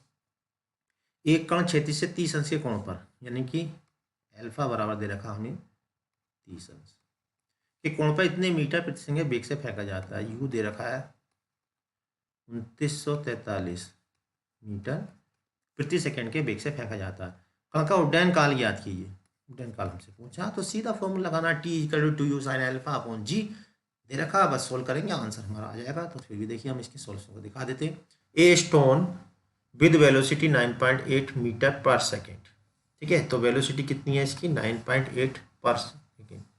Projected vertically upward at which height will the potential energy and kinetic energy of the stone by equal. देखिए बिल्कुल सेम, ये तो वही क्वेश्चन हो गया जो अभी हमने कराया, तो उसका आंसर तो आपको पता ही चल गया होगा क्या है, ठीक है। तो यहाँ यू हमें दे रखा है 9.8, तो पहले वी निकाल लेंगे किस पे, एच पे, ठीक है। वी निकाल फिर काइनेटिक एनर्जी पोटेंशियल एनर्जी के इक्वल कर देंगे, तो यहाँ से एच हमारा निकल जाएगा। ये क्वेश्चन बिल्कुल अभी हमने किया था, आप एक बार और इसके सॉल्यूशन को यहाँ पर देख सकते हैं, ये भी हमने किया है। तो इसका राइट ऑप्शन है सी। तो राइट ऑप्शन क्या हो गया इसका, सी। चलिए देखते हैं नेक्स्ट क्वेश्चन। नेक्स्ट क्वेश्चन देखिए स्क्रीन पे आ गया, question number 2। Two bodies of mass m and 4m, दो बॉडीज हैं जिनके मास हमें m और 4m है, moving with equal momentum, momentum equal है। मोमेंटम होता है संवेग, संवेग होता है द्रव्यमान गुणा वेग, यानी कि दो पिंड हैं इनके जो संवेग है वो इक्वल है। The ratio of there kinetic energy, यानी कि उनकी गति ऊर्जाओं का अनुपात हमसे पूछा। तो देखिए मोमेंटम इक्वल है, तो पहले का मोमेंटम हो जाएगा m इंटू वी, इसका वेलोसिटी v1 है। दूसरे का मोमेंटम हो जाएगा 4m इंटू वी2, यानी कि द्रव्यमान गुणा वेग के गुणनफल को संवेग कहते हैं, ठीक है। Mini momentum mass into velocity. अब देखिए यहाँ पे m से m कैंसिल हो जाएगा, तो v1 अपॉन v2 इक्वल हो जाएगा 4/1। अब kinetic energy k1 upon k2, k1 बोले तो हाफ m1 v1 स्क्वायर, और k2 बोले तो half m2 v2 square. Half से half m1 upon m2, m1 के स्थान में कितना है, m1 के स्थान पे है 4m m, और b m2 के स्थान पे है 4m, और v1 और क्या निकालना हमें, ratio of there kinetic energy. तो v1 अपॉन v2 या कितना रख देंगे हम 4/1, यानी 4 चौक 16/1। तो ये सॉल्व कर लेंगे, तो आंसर इधर आएगा 4:1, ठीक है। तो ये इसका आंसर हो गया, यानी कि बी इसका राइट आंसर हो गया। चलिए इसके फिर भी हम इसके सॉल्यूशन को आपको दिखा देते हैं। ये इसका सॉल्यूशन देखिए, वही है जो हमने अभी किया था, बिल्कुल सेम है। राइट आंसर हो गया इसका बी। चलिए देखते हैं नेक्स्ट क्वेश्चन। देखिए क्वेश्चन आ गया है ये स्क्रीन पे, तो क्या क्वेश्चन समझते हैं। एक कण ब्राह्म से चलता है, यानी कि u बराबर 0 से, तथा नियत त्वरण से चलता है, त्वरण जो है वो नियत है, कैसा है, नियत कांस्टेंट है। एमवी और m+1वें सेकेंड में गतिज ऊर्जाओं में वृद्धि ज्ञात करें। तो गति ऊर्जाओं में वृद्धि का मतलब है mवें सेकेंड में किया गया कार्य निकालिए। तो पहले mवें सेकेंड में चली गई दूरी निकालेंगे, m+1वें सेकेंड में चली गई दूरी निकालेंगे, उस दूरी में कितना कार्य किया वो निकालेंगे। वो कार्य निकाल होगा बल गुणा बल की दिशा में विस्थापन, तो बल हो जाएगा इसका mg, m और v वेग हम निकाल लेंगे, ठीक है, दोनों का अलग, और फिर इसको डिवाइड कर देंगे, आंसर हमारा आ जाएगा। तो चलिए इसको हम दिखा देते हैं कैसे इसको करना है। तो यहाँ पर देखिए पहले दिए गए समय में हमने क्या करा, दूरी निकाल ली, दिए गए समय पश्चात इसकी दूरी।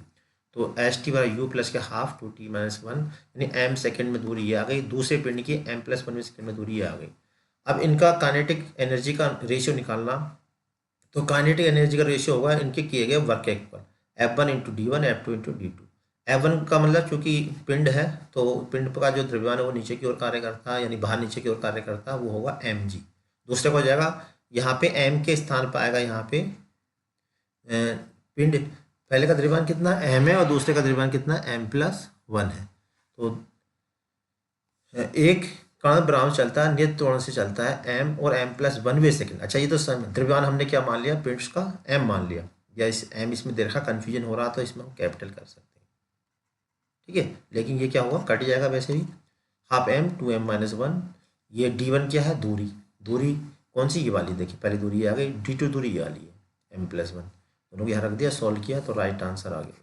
तो यहाँ m और m+1 में ये टाइम है, ठीक है, इसको द्रव्यमान मत समझ लेना। तो इसका राइट ऑप्शन हो गया सी। चलिए देखते हैं नेक्स्ट क्वेश्चन। लीजिए अब क्या है क्वेश्चन, इसको समझते हैं। देखिए 2 किलोग्राम का एक पत्थर ब्रह्मावस्था से नीचे की ओर गिरता है, यानी कि u बराबर 0 से गिरता है। गिरने के 5वें सेकेंड में गुरुत्वाकर्षण द्वारा कृत कार्य ज्ञात कीजिए। तो पहले 5वें सेकेंड में कितनी दूरी तय करा वो निकालेंगे। H t equal to u plus के हाफ एफ की जगह जी लगा दो 2t-1 से, ये 0 हो जाएगा, ठीक है। तो अब उसके बाद किया गया कार्य निकाल लेंगे, तो ये हो जाएगा हाफ जी की जगह 9.8 रख देंगे और टी की जगह कितना 5, इसको सॉल्व। ठीक है, अब क्या निकालना हमें, गुरुत्वाकर्षण का कृत कार्य। तो कृत कार्य क्या होगा इसमें, क्योंकि ऊपर से नीचे की ओर आ रहा तो एम जी एच के इक्वल हो जाएगा, एम जी एच। ठीक है, तो दूरी एच की जगह तो ये लगा देंगे पूरा, एम के स्थान पे हमें क्या है एम पिंड, एम इसमें दिया हुआ है, एक पता व्यवस्था नीचे की कर देंगे 5वें सेकंड में गुरुत्वाकर्षण बल द्वारा कृत कार्य। तो एम जी आ गया, तो इसमें एम और चाहिए हमें दो, हाँ एम दे रखा 2 किलोग्राम, तो एम के स्थान कितना लगा देंगे हम 2 लगा देंगे, जी के स्थान पे 9.8 और एच के स्थान पे ये पूरा, तो आंसर निकल के आ जाएगा। तो यहाँ पर देखिए इसके सॉल्यूशन को देख लेते हैं। तो एम बराबर 2 किलोग्राम, यू बराबर 0, टी बराबर 5 सेकेंड, यहाँ से 5वें सेकेंड में चली गई दूरी हमने निकाल ली, इतनी आ गई, कार्य एफ इंटू डी, ये दूरी का काम करेगा। डी एफ होता है एम जी, डी के स्थान में 44.1, इसे सॉल्व किया, ये आंसर आ गया, यानी सी इसका राइट आंसर आ गया। चलिए देखते हैं नेक्स्ट क्वेश्चन, ये आ गया क्वेश्चन नेक्स्ट 5th क्वेश्चन। तो क्या क्वेश्चन, पहले क्वेश्चन को समझेंगे। एक मोटर जिसका भार 10 कुंटल है, भार 10 कुंटल है, यानी द्रव्यमान हो जाएगा m = 10 इंटू कुंटल का मतलब 100 से गुणा कर देंगे, यानी कि 1000 किलो। ठीक है, 12 मीटर प्रति सेकंड गतिमान है, u बराबर दे रखा है 12 मीटर प्रति सेकंड से गतिमान है, एकाएक 18 मीटर चलकर, s बराबर दे रखा 18 मीटर दूरी रोकने के लिए ब्रेक का प्रयोग किया जाता है, यानी कि ब्रेक लगाओ तो 0 हो जाएगा, या बल द्वारा कृत कार्य। अब यहाँ पर W निकालना, तो 18 मीटर रुका तो नहीं, पहले देखना है एक पिंड कार जिसका इतने कुंटल इतने मीटर चार्ज से गतिमान है, क्या 18 मीटर की दूरी पर रोकने के लिए, अच्छा रोकने के लिए यानी कि 0 करने के लिए ब्रेक का प्रयोग किया जाता है, बल द्वारा कृत कार्य याद कीजिए। तो कार्य निकालने के लिए कार्य होता है W = F × T। तो एक तो हमें दूरी चाहिए, तो दूरी तो हमें मालूम है शायद 18, तो दूरी के स्थान पर 18 रख देंगे। अब हमें चाहिए बल, बल क्या होगा इसका, वो होगा बल एम ए द्रव्यमान हमें मालूम है 1000। अब त्वरण और चाहिए, त्वरण के लिए v² = u² - 2fs, ये फॉर्मूला आकर यहाँ से त्वरण निकाल लेंगे, यहाँ पे फिट कर देंगे, आंसर हमारा आ जाएगा। तो चलिए देखते हैं इसके सॉल्यूशन को। तो देखिए यहाँ पे एम ये दे रखा, ये इतने किलोग्राम हो गया, यू दे रखा, एस दे रखा, बी बराबर 0, तो यहाँ से v² माने 2fs से त्वरण निकाल लें, कितना आ गया 4 मीटर पर सेकेंड। कार्य होता है एफ इंटू डी, एफ के स्थान पे एम एफ लगा दिया। ठीक है, एम 1000 है, एफ हमने ये निकाल लिया, सॉल्व किया, ये आ गया। तो इसमें कोई सा आंसर नहीं है, इसका जो राइट आंसर हो गया वो हो गया डी। अब देखते हैं लास्ट क्वेश्चन। तो देखिए 6ठा क्वेश्चन और इस ऑब्जेक्टिव का लास्ट क्वेश्चन, क्योंकि इस चैप्टर से ज़्यादा क्वेश्चन टीजीटी पीजीटी में नहीं पूछे जाते, कम ही क्वेश्चन, इसमें एक क्वेश्चन आया तो आया, एक क्वेश्चन आएगा, अदरवाइज नहीं भी आता है। ज़्यादा जो क्वेश्चन आते हैं वो प्रक्षेप्य से आते हैं और कुत्ते त्वरण के अधीन गति से, इससे कम आते हैं। एक पिंड का द्रव्यमान 2 किलोग्राम है, तो लीजिए एम बराबर आ गया 2 किलोग्राम, इसे उधर ऊपर की ओर इतने मीटर प्रति सेकंड वेग से फेंका जाता है, तो यू बराबर है 1000 सेंटीमीटर पर सेकंड के वेग से ऊपर की ओर फेंका जाता है। तो 1 सेकंड बाद गति ऊर्जा, तो पहले 1 सेकंड बाद पिंड का क्या निकालेंगे वेग, तो कौन सा फॉर्मूला लाएंगे v = u - gt से। ठीक है, यहाँ से 1 सेकंड बाद वेग निकल जाएगा, तो 1 सेकंड बाद फिर गति ऊर्जा निकाल देंगे, हाफ m v², हाफ ऐसे रहेगा, m के स्थान पर 2 लगा देंगे, b यहाँ पर निकाल लेंगे 1 सेकंड बाद वेग, आंसर इसका आ जाएगा। तो चलिए देख लेते हैं, देखिए m 2 किलोग्राम, u इतना, t 1 सेकंड, तो 1 सेकंड बाद देखिए वेग निकाल लिया इसका 19 सेंटीमीटर। कोशिश करें कि मेरे आंसर देने से पहले आप खुद ही इसके आंसर को कमेंट बॉक्स में लिखिए। अगर आपको इसका आंसर मालूम है तो आप कमेंट बॉक्स में तुरंत इसके आंसर को लिखिए। जो भी क्वेश्चन मैं यहाँ पे पढ़ रहा हूँ, अगर आपको उसका आंसर जल्दी से निकाल सकते हैं तो जल्दी से इसका आंसर आप कमेंट बॉक्स में नीचे लिख दीजिए। तो देखिए सबसे पहला क्वेश्चन है, क्वेश्चन क्या है, यदि 3 बल एक बिंदु पर कार्यरत होते हुए साम्यावस्था में है तो प्रत्येक बल अन्य 2 बलों के बीच की कोण की ज्या के समानुपाती होता है, इस प्रमेय को कहते हैं। तो हमने देखिए जो थ्योरी बताई है, अगर वो थ्योरी आपने अच्छे से समझ रखी है तो इसका आंसर आप दे देंगे। अगर देखिए 3 बल किसी बिंदु O पर लगे हों, P, Q और R, और इनके सम्मुख कोण क्या हो, अल्फा, बीटा और गामा, तो प्रत्येक बल सम्मुख कोण की ज्या के अनुपात में होता है, यानी समानुपात में होता है, तो इसे हम कहते हैं लामी का प्रमेय। तो ये कौन सा है, सी, सी इसका राइट आंसर हो जाएगा, लामी थ्योरम, लामी का प्रमेय। नेक्स्ट क्वेश्चन है, यदि एक पिंड साम्यावस्था में है तो उस पर 3 बल कार्यरत हो, यानी कोई साम्यावस्था में है, कोई यानी संतुलन अवस्था में है और उस पर 3 बल लगे हुए हैं, तो क्या कंडीशन होगी? ऑल देम आर पैरेलल, सभी समांतर होंगे। They meet at a point, वे एक बिंदुगामी होंगे, उनमें से कोई 2 समांतर होंगे। चौथा है, या तो वह सभी समांतर होंगे या वह एक बिंदुगामी होंगे। तो इसका मैं आपको बता दें, समझा दें इसको। देखिए कोई पॉइंट है, ये साम्य अवस्था में तभी रह सकती है या तो जितने भी फोर्स है वो एक ही पॉइंट पे लगे हों, उसको बैलेंस कर रहे हो।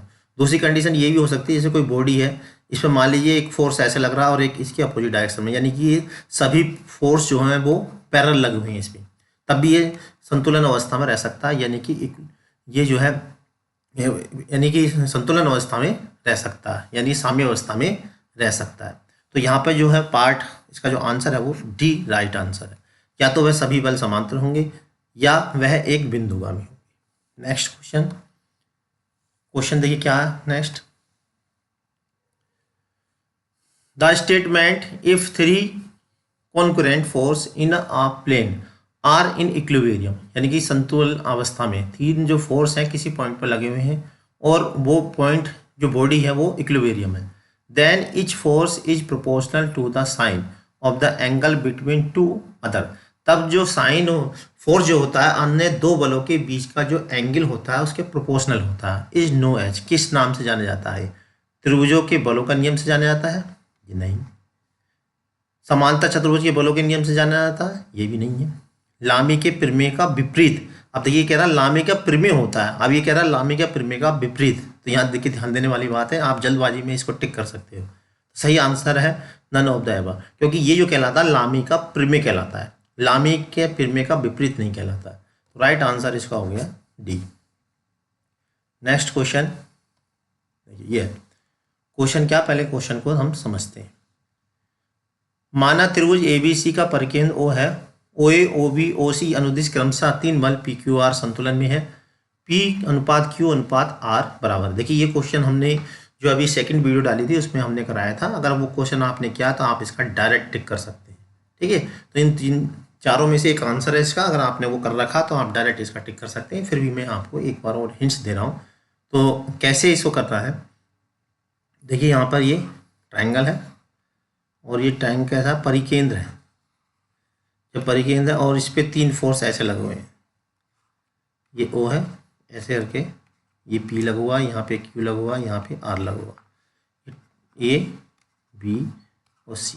हम जानते हैं किसी चाप द्वारा केंद्र पे बना कोण शेष परिधि पे बने कोण का दुगना होता है, यानी कि ये हो जाएगा 2A, ये हो जाएगा 2B और ये हो जाएगा 2C। बस इसमें लामी प्रमेय लगा देंगे तो आंसर इसका राइट आंसर बी इसका आ जाएगा। तो इसके सॉल्यूशन को आप यहाँ पे देख सकते हैं, बिल्कुल सेम ऐसे ही हमने यहाँ पे करके दिखा दिया। तो राइट आंसर हो गया 4 का बी। चलिए देखते हैं नेक्स्ट क्वेश्चन। तो नेक्स्ट क्वेश्चन देखिए स्क्रीन पे, पहले क्वेश्चन क्या, क्वेश्चन को समझेंगे। एक समतल के एक बिंदु पर 3 बल लगे हैं, पी और क्यू के मध्य 150, 3 बल लगे, पी और क्यू के मध्य कितना है 150, पी क्यू के मध्य 150 है, क्यू आर के मध्य 120 है, यह है 120। और हम जानते हैं किसी बिंदु पर जो कोण होता है वो 360 होता है, 360 में से इन दोनों का जोड़ घटा देंगे तो ये आ जाएगा 120 270, यानी कि हो गया 90। तो इसलिए पी क्यू आर में अनुपात होगा। अब इसमें लामी प्रमेय लगा देंगे, P upon sine 120, Q upon sine 90 और आर अपॉन साइन 150। आंसर इसका आ जाएगा। तो इसका सॉल्यूशन को हम देख लेते हैं क्या है, ये इसका सॉल्यूशन है और राइट आंसर इसका हो जाएगा डी। तो डी इसका राइट आंसर है। चलिए देखते हैं नेक्स्ट क्वेश्चन। आपको अगर इसका आंसर आ रहा है तो आप पहले कमेंट बॉक्स में नीचे आंसर जरूर लिखें इसका, जिससे आपकी प्रैक्टिस होती रहे। तो देखिए नेक्स्ट क्वेश्चन नंबर 5 हो गया है, अभी 6 है। त्रिभुज ABC का परिकेंद्र, तो क्वेश्चन है ये, त्रिभुज ABC का परिकेंद्र O है, यदि संतुलन अवस्था में PQR क्रमशः OA OB OC के अनुदिश लगे हैं तो P अनुपात Q अनुपात R। देखिए जो अभी क्वेश्चन पीछे अभी हमने बताया था बिल्कुल वही है, तीसरी बार ये क्वेश्चन आया है, बस आंसर में वो आंसर नहीं है जो पहले दिया था। तो इसका मतलब क्या है, जैसे पहले वाला जो प्रूफ होके आया था, इससे पहले वाला क्वेश्चन वो P अपॉन साइन 2A ऐसे था, Q अपॉन साइन 2B और R अपॉन साइन 2C। तो साइन 2A की जगह लगा देंगे साइन 2 साइन ए कोस ए, और साइन ए की जगह लगा देंगे के रूल, तो A cos A, B cos B, C cos C, यानी कि इसका जो राइट आंसर हो जाएगा वो C हो जाएगा। तो इसके सॉल्यूशन को भी हम देख लेते हैं। इसका सॉल्यूशन देखिए ये है, बिल्कुल वही क्वेश्चन जो अभी हमने बताया था, बस यहाँ पहले वाले में यहाँ पे ही आंसर आ गया शुरू में, और इस वाले में क्या थोड़ा इसको हमने और आगे सोल्व करना पड़ेगा, तब जाके इसका आंसर आएगा। यानी इसका राइट ऑप्शन हो गया सी। देखते हैं नेक्स्ट क्वेश्चन। देखिए आ गया क्वेश्चन नंबर 7। तो क्वेश्चन नंबर 7 क्या है, इसको पहले समझते हैं। एक कण पर साम्यावस्था में 3 बल P Q R कार्यरत हैं। यदि P और Q के मध्य कोण P और R के मध्य कोण का दुगना है तो P का मान ज्ञात कीजिए।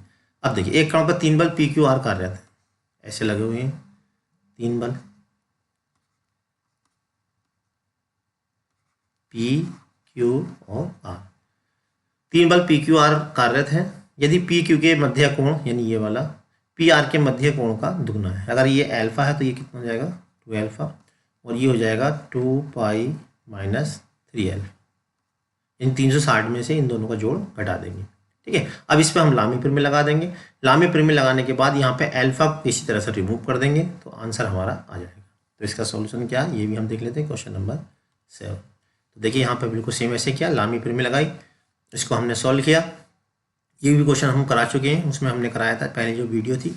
अब ये ऑब्जेक्टिव रूप में आ गया, तो इसका जो राइट आंसर है वो है बी। तो बी इसका राइट आंसर हो गया, राइट आंसर हो गया इसका बी। चलिए देखते हैं next question, question number 8। Question number 8 देखिए स्क्रीन पे है। यदि संतुलन अवस्था में 3 बल ए बी सी एक बिंदु पर कार्यरत है, देखिए ये भी बिल्कुल आसान क्वेश्चन है। ए बी के, ए और बी और सी ए के मध्य इतने इतने एंगल हैं। तो पहला ऐसा है 60 का है, ये बल है इस पे ए, इस पे है बी 3 बल, और ये इस पे बल है ये सी, इनके बीच 60 अंश का कोण है। ए और बी के बीच, बी और सी के बीच है 150 और ये है 150। तो इस पे लामी प्रमेय लगा देंगे। A upon sine 150 1/2, b upon sine 150 1/2, c upon sine 60 √3/2। ठीक है, तो इसका आंसर क्या आ जाएगा देख लेते हैं इसका सॉल्यूशन को। तो इसका राइट आंसर हो जाएगा बी। तो बी इसका राइट आंसर हो जाएगा। चलिए देखते हैं क्वेश्चन नंबर 9। तो ये इसका सॉल्यूशन है, आप एक बार और देख सकते हैं। अब इसके बाद चलेंगे क्वेश्चन नंबर 9 पर। तो क्वेश्चन नंबर 9 क्या है पहले इसको समझते हैं। दो व्यक्ति 240 न्यूटन के भार को इस प्रकार उठाते हैं कि 2 रस्सियां भार से जुड़ी हुई हैं। पहली रस्सी ऊर्ध्वाधर से 60 अंश का कोण, दूसरी ऊर्ध्वाधर से 30 अंश का कोण बनाती है। रस्सियों में तनाव ज्ञात कीजिए। अब देखिए यहाँ पर क्या है, एक ऐसे लटका हुआ वजन कितना है 240 न्यूटन का। ठीक है, अब 2 रस्सियों द्वारा ये खींचा जा रहा है, मतलब लटका हुआ है। तो एक रस्सी जो बना रही है वो 30 अंश का कोण बना रही है और दूसरी जो बना रही है 60 अंश का बना रही है। ठीक है, तो इसमें तनाव मान लीजिए क्या T1 है और दूसरी में तनाव क्या T2 है। तो T2 के सामने का एंगल हो जाएगा 150 और इसके सामने हो जाएगा 120। ठीक है, ये ऊर्ध्वाधर 60 अंश का। लामी प्रमेय लगा देंगे, आंसर इसका आ जाएगा। तो क्वेश्चन नंबर 9 का जो है इसके आंसर को देख लेते हैं। देखिए यहाँ पे हमने किया 60 बनाया हुआ, इसको T1 मान लिया, इसको T2 मान लिया, कोई दिक्कत ना होता। इधर उधर इसे चाहे T1 मान लीजिए, इसको T2 मान लीजिए, इससे कोई फर्क नहीं पड़ता है। लामी प्रमेय लगाई, इनकी वैल्यू हमने रख दी, आंसर आ गया इसका बी। तो इसका जो राइट ऑप्शन हो गया बी, इसका राइट आंसर हो गया ये वाला। तो इसे T1 कर दिया, इसको वहाँ पर T2 कर दिया, कोई फर्क नहीं पड़ता है, इससे आंसर वही आएगा। चलिए देखते हैं नेक्स्ट क्वेश्चन। ये आंसर आपने अच्छे से देख लिया होगा, आप इसको वीडियो को पॉज करके देख सकते हैं।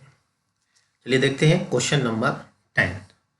तो लीजिए क्वेश्चन नंबर 10 आपकी स्क्रीन पे। अगर आपको आंसर आता जल्दी से कमेंट बॉक्स में नीचे लिख दीजिए। तो क्या है, 3 बल एक कण पर संतुलन अवस्था में रखते हैं। एक बल पश्चिम की ओर, दूसरा उत्तर पश्चिम की ओर, तीसरा बल दक्षिण की ओर कार्यरत है। पहले बल 5 न्यूटन का है तो शीर्ष 2 बल ज्ञात कीजिए। देखिए इस टाइप का क्वेश्चन भी हमने कराया था, आपने किया होगा। तो देखिए क्या है, पहले आपको बता दें, इधर होता है उत्तर यानी कि ईस्ट, उत्तर दक्षिण नहीं उल्टा हो गया, इधर होता पूरब, ये इधर होता पूरब और ये पश्चिम,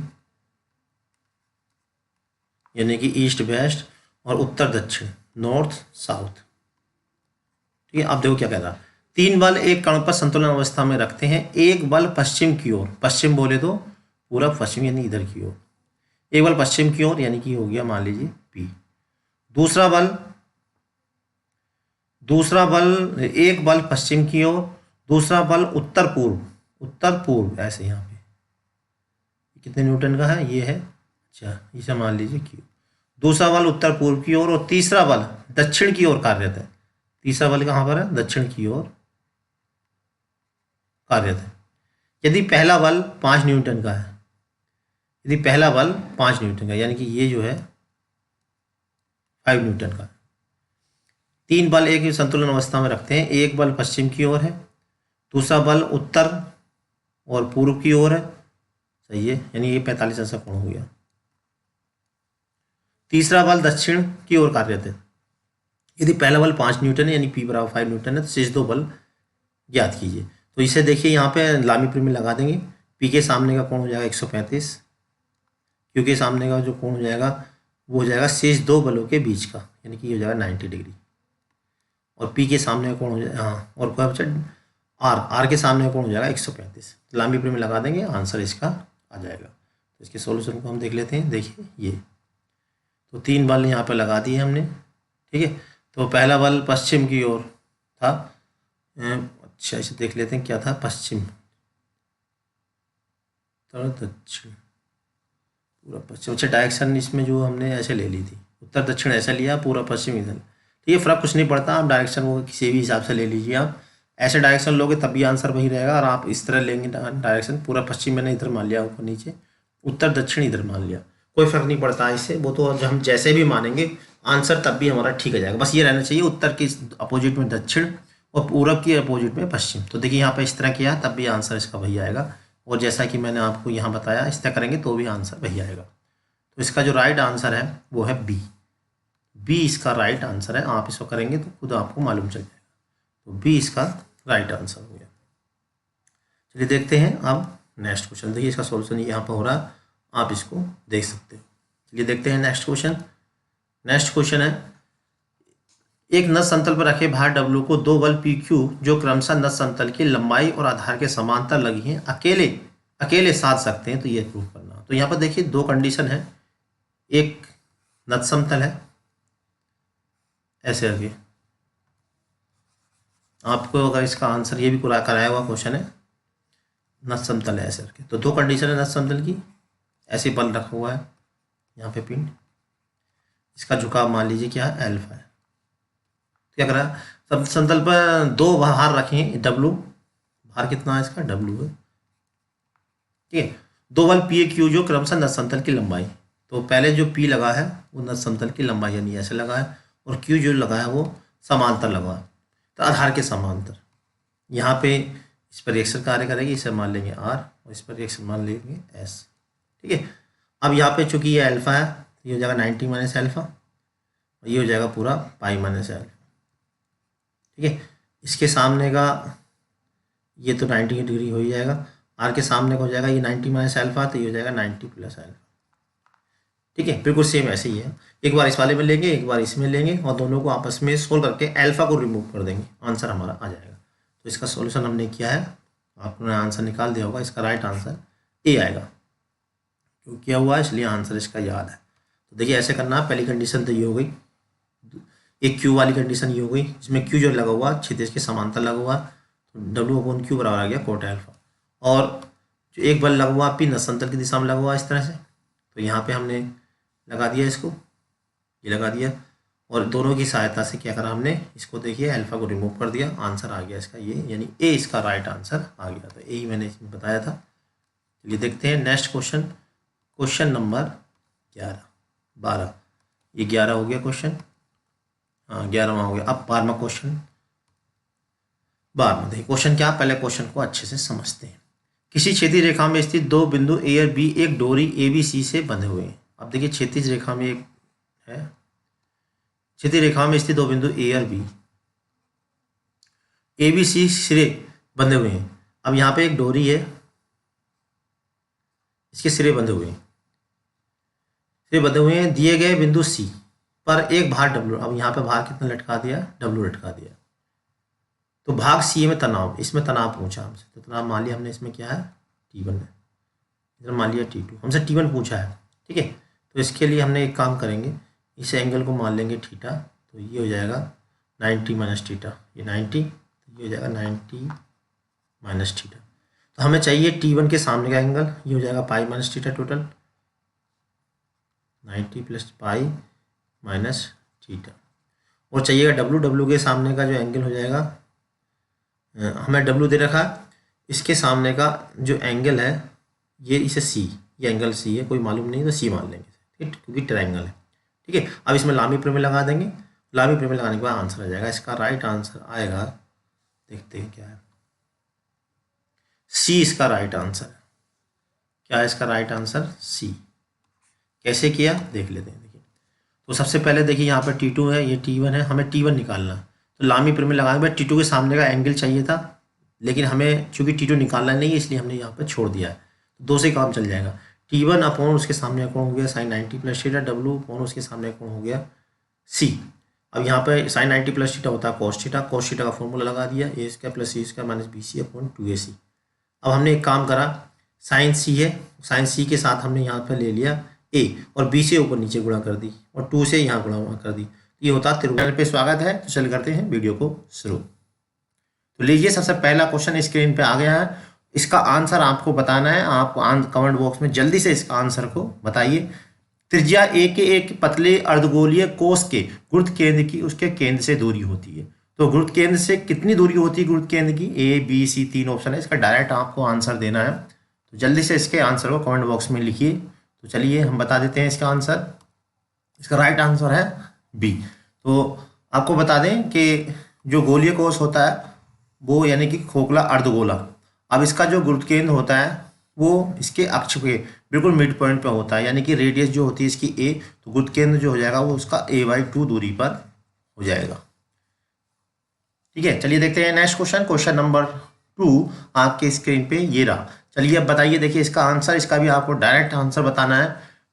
किसी भी वस्तु के प्रत्येक कण पर कार्य कर रहे विपरीत प्रभावशाली बल और पूरी प्रणाली पर कार्य कर रहे बाहरी बल होंगे, तो किस टाइप के बल होंगे? ए बी सी डी, चार ऑप्शन है, चार में से एक इसका आंसर सही है। जल्दी से इसके आंसर को बताएंगे।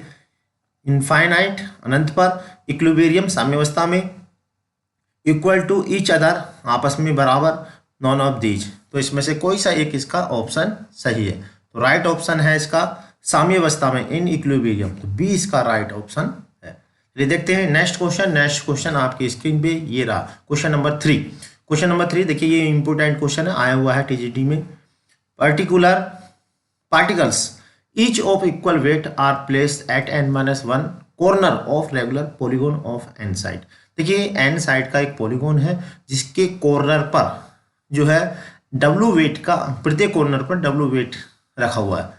If the radius of the circumference of regular polygon is r, और उसकी जो रेडियस है वो आर यूनिट है, डब्ल्यू वेट दिया नहीं है यहाँ पे, मैं मान लिया हूँ इसको। Then the distance of the centre of gravity of these particle from the centre of the circumference of regular polygon will be, तो उसके गुरुत्व केंद्र की दूरी कितनी होगी ये हमें इसमें बताना है। तो यहाँ पे कुछ इस तरह का है, पॉलीगॉन से मतलब होता है जिसकी सभी भुजाएं जो है इक्वल हो, इस तरह से। तो यहाँ पे जो प्रत्येक पर जो वेट है वो डब्ल्यू लगा हुआ है, ऐसे ऐसे वेट रखा हुआ, ठीक है। और इसकी जो साइड कितने एंगल है, ये n-1। तो हम जानते हैं अगर n साइड है तो उसका जो टोटल वेट होता है वो इसके सेंटर पर गुरुत्व केंद्र पर कार्य करता है, लेकिन इसमें क्या n-1 कॉर्नर है, यानी एक कम है, तो उसका जो गुरुत्व केंद्र होगा वो सेंटर से थोड़ा सा हट जाएगा। तो सेंटर से जब वो हटेगा तो वो थोड़ा सा इधर हो जाएगा, ठीक है। तो वो कितना होगा n-1 इंटू डब्ल्यू, और ये जो सेंटर से यहाँ पे ये हट गया है यानी कि जी डैश पे पहुँच गया है, और इस वेट के कारण ये जो है जी के परितः हम जो है आघूर्ण ले लेंगे और आंसर हमारा आ जाएगा। इसकी रेडियस हमें आर दे रखी है क्योंकि जो सर्कमफ्रेंस है ये पूरा ये जो है आर है, ठीक है। तो हम जी के परितः जब आघूर्ण लेंगे आंसर हमारा आ जाएगा, यानी कि जी डैश हमसे निकालना है इंटू n-1 इंटू डब्लू, और ये हो जाएगा r इंटू डब्लू। तो डब्लू से डब्लू कैंसिल, ये अपोन में पहुंच जाएगा। तो राइट आंसर इसका आ जाएगा सी। तो राइट आंसर इसका हो गया सी। तो चलिए देख लेते हैं इसके आंसर। देखिए राइट आंसर इसका सी है। इस तरह हमने इसको क्या था। चलिए नेक्स्ट क्वेश्चन आपकी स्क्रीन पे आ रहा है, ये आगे नेक्स्ट क्वेश्चन। तो क्वेश्चन नंबर 4 को बड़े ध्यान से पढ़ना है और आपको इसके आंसर को जल्दी से कमेंट बॉक्स में जल्दी से नीचे आपको लिख देना है। तो आप इसका आंसर जल्दी से बताइए क्या इसका आंसर होगा। पहले मैं क्वेश्चन को पढ़ लेता हूँ। ये body consist should cylinder with radius A, height A, together with solid hemisphere of radius A placed on the base of cylinder, the centre of gravity of the complete body. तो यहाँ पे क्या है, देखिए एक सिलेंडर है ऐसे, और इसकी जो हाइट है वो ए है, और इसकी जो रेडियस है वो भी ए है, और इसके ऊपर एक जो है अर्धगोला ऐसे रखा हुआ है, और जिसकी जो रेडियस है वो कितनी है, ए है। तो कंप्लीट बॉडी का जो गुरुत्व केंद्र होगा वो कहाँ होगा। तो हम जानते हैं जो नीचे बेलन टाइप का इसका जो गुरुत्व केंद्र होगा वो इसके अक्ष पर, यानी कि इसके मिड पॉइंट पे होगा, यानी यहाँ से ओ से a/2 दूरी पे होगा। ठीक है। और इसका जो गुरुत्व केंद्र है ऊपर अर्धगोला है, इसका गुरुत्व केंद्र यहाँ पर होगा G1। ये मान लीजिए G1 और ये G2। G1 जो है बेलन का गुरुत्व केंद्र है और G2 जो है अर्धगोले का। अर्धगोले का गुरुत्व केंद्र जो होता है यहाँ से जो होता है वो 3/8 डिस्टेंस में होता है, यानी 3/8 इंटू ए। और यहाँ ओ से कितनी दूरी हो जाएगी, ए और इसमें प्लस हो जाएगी, यानी ओ से इतनी दूरी पर अर्धगोले का गुरुत्व केंद्र होगा, और ओ से a/2 दूरी पर इस बेलन का गुरुत्व केंद्र होगा। संयुक्त आकृति का गुरुत्व केंद्र कहाँ होगा, तो इसे हम कैलकुलेशन करेंगे तो तभी हमें मालूम चलेगा। और इसका जो राइट आंसर आएगा इनसाइड द सिलेंडर, यानी ए इसका राइट आंसर आएगा। चलिए देख लेते हैं इसके सॉल्यूशन को। तो यहाँ पर देखिए ये मैंने बिल्कुल सेम जैसे आपको समझाया वैसे मैंने इसको कैलकुलेट किया। तो जो आंसर आया है लास्ट में आप देख पा रहे होंगे, इसका जो आंसर है वो है 34a/40, यानी कि ये जो है इसकी जो हाइट a है उससे कम आया है। गुरुत्व केंद्र ओ से गुरुत्व केंद्र की जो दूरी है वो a से कम है, तो इसका मतलब इसका जो गुरुत्व केंद्र टोटल आकृति का वो बेलन के अंदर की ओर है, यानी a इसका राइट आंसर है। चलिए देखते हैं नेक्स्ट क्वेश्चन। नेक्स्ट क्वेश्चन आपकी स्क्रीन पे ये रहा। तो चलिए जल्दी से इसके आंसर को बताइए कि इसका जो आंसर है क्या। कमेंट बॉक्स में जल्दी से लिख डालिए क्या है इसका आंसर। मैं इसमें थोड़ा हिंट्स दे रहा हूँ। ABC is uniform triangular lamina with centre of gravity G। Triangular lamina का मतलब ट्रायंगल के आकार की एक लैमिना है, यानी कि ट्रायंगल है ऐसा यूनिफॉर्म। ठीक है। और इसके जो है 3 भाग किए गए हैं ऐसे करके, एक भाग को जो है अलग कर दिया गया A-B-C। इनका जो गुरुत्व केंद्र है वो कहाँ पर है, G। तो लैमिना का गुरुत्व केंद्र हम जानते हैं माध्यम के कटान बिंदु पर होता है। ABC uniform triangular lamina with centre of gravity G। Portion GBC is remove, यानी यहाँ से ये जो पोर्शन है इसको काट के अलग कर दिया गया, फेंक दिया गया। Remaining part is G। और जो बचा उसका जो गुरुत्व केंद्र है वो कहाँ पर कार्य कर रहा है, G' पे कार्य कर रहा है। Then G' is equal to, तो G' कितना हुआ ये हमें बताना। अब देखिए टोटल का वेट अगर W है तो जो कट हुआ वेट, कट का जो अलग कर दिया गया उसका जो वेट होगा वो W/3 होगा। ठीक है। अब हमें यहाँ से गुरुत्व केंद्र की दूरी निकालनी है। अब एक बात बता दें, अब देखिए अगर हम एक सिरे से दूरी निकालते हैं तब तो दूरियां हम हमेशा पॉजिटिव लेते हैं, लेकिन अगर गुरुत्व केंद्र की दूरी हम कहीं बीच में से निकालें, यानी कि जिस रेखा पर गुरुत्व केंद्र कार्य कर रहा है उसी रेखा से हम कहीं बीच में निकालें, तो जो अपोजिट डायरेक्शन वाली गुरुत्व केंद्र होगा, यानी जिसकी जो दूरी होगी उसको हम नेगेटिव में लिखेंगे। ठीक है। तो हम जो है यहाँ पे G के परिहित हम यहाँ आघूर्ण ले लेंगे, तो लेने के बाद हमें जो है इसका गुरुत्व केंद्र निकल के आ जाएगा। तो इसका जो राइट आंसर आएगा वो आएगा ये ए। तो इसके सॉल्यूशन को भी चलिए हम देख लेते हैं। जो मैंने अभी आपको समझाया वही इसका सॉल्यूशन है। तो यहाँ पर देखिए ये G' इसका जो काट के अलग कर दिया उसका गुरुत्व केंद्र G" है, और जो शेष भाग है उसका गुरुत्व केंद्र कितना है, G' है, और जो टोटल आकृति है उसका गुरुत्व केंद्र G है। तो हमने से G' हमसे पूछा, ये हमने फॉर्मूला लगा दिया। देखिए टोटल आकृति गुरुत्व केंद्र G पे कार्य कर रहा, इसका वेट W है, इसका वेट कितना है W। तो ये टोटल वेट W है, ये G पे कार्य कर रहा है, इसकी दूरी 0 हो गई। यहाँ पे जो काट के अलग कर दिया है उसका जो वेट है W/3। इसका जो गुरुत्व केंद्र है यहाँ से ऊपर सी से 2/3 इंटू जी डी, 2/3 दूरी पे होगा, ठीक है, आधार से 1/3 और ऊपर से 2/3। माइनस क्यों लिया? क्योंकि हम अगर डी से निकालते गुरुत्व केंद्र की दूरी तो यहाँ पे प्लस में लिखते, यानी जी डी लिख के देते 1/3 जी डी लिखते 1/3 जी डी, लेकिन हम ऊपर से निकाला इसलिए यहाँ पे माइनस कर दे, माइनस माइनस यहाँ पे प्लस हो जाएगा। और टोटल वेट है W, और हमने जो काट के अलग कर दिया उसका 1/3 अलग कर दिया है W/3, ठीक है।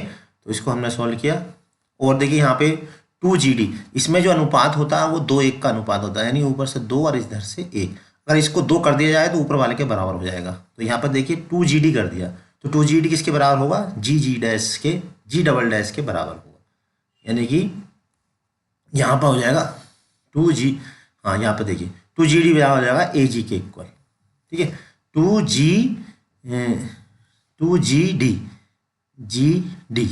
हाँ, तो 2GD यहाँ पे 2GD जो हो जाएगा वो AG के इक्वल हो जाएगा, यानी टोटल जो उसका गुरुत्व केंद्र है G, ऊपर 2 भाग है और नीचे कितने भाग हैं? 1, यानी कि A 2 और 1 के अनुपात में करता है। अगर GD को डबल कर दें तो वो AG के इक्वल हो जाएगा, तो ये AG के इक्वल हो गया। देखिए यहाँ पे 2GD या AG लिख दिया, सॉल्व किया, AG/6, यानी A इसका राइट आंसर आ गया। चलिए देखते हैं नेक्स्ट क्वेश्चन। देखिए नेक्स्ट क्वेश्चन आपकी स्क्रीन पे, छठा क्वेश्चन ये आ गया, क्वेश्चन नंबर 6। जल्दी से इसके आंसर को बताइए क्या इसका आंसर रहा होगा। तो क्वेश्चन स्क्रीन पे क्वेश्चन पढ़ लेते हैं। समान पदार्थ के बने क्रमशः 6 और 3 सेंटीमीटर त्रिज्या वाले 2 एक समान गोले, अब देखिए एक 6 सेंटीमीटर का है गोला है और दूसरा 3 सेंटीमीटर का, इनको जो है जोड़ दिया है ऐसे करके, ठीक है, एक साथ जोड़ दिए गए हैं। पूरे निकाय का गुरुत्व केंद्र बड़े गोले के केंद्र से याद कीजिए। अब देखिए जब दो आकृतियां जोड़ी जाती हैं तो संयुक्त आकृति का गुरुत्व केंद्र हमें निकालना बड़े गोले केंद्र से। तो बड़े गोले गुरुत्व केंद्र G1 मान लीजिए, वेट इसका W1 मान लीजिए, जो छोटा गोला है उसका गुरुत्व केंद्र G2 और वेट W2। अब हमें इसका गुरुत्व केंद्र निकालना, तो संयुक्त आकृति का गुरुत्व केंद्र क्या होता है? फॉर्मूला W1 इंटू, अब गुरुत्व केंद्र से यहीं से निकालनी दूरी तो G1 आएगा, क्योंकि दूरी यहीं से निकाली बड़े गोले केंद्र से। दूसरा होगा W2 और इसकी गुरुत्व केंद्र की G से दूरी हो जाएगी G1 G2, अपोन में क्या आएगा? G1 प्लस G2, यानी सॉरी W1 प्लस W2। अब देखिए इसको सॉल्व करेंगे जल्दी से और इसका आंसर हमारा आ जाएगा, यानी बड़े गोले के गुरुत्व केंद्र से दूरी आ जाएगी। तो बड़े गोले का जो भार होगा, गोले का आयतन इंटू इकाई भार, यूनिट वेट। गोले का आयतन होता है 4/3 πr³, r की जगह हमने दे रखा 6। छोटे गोले का आयतन भार हो जाएगा 4/3 इंटू πr, r की जगह 3 सेंटीमीटर दे रखा है, इंटू इकाई भार।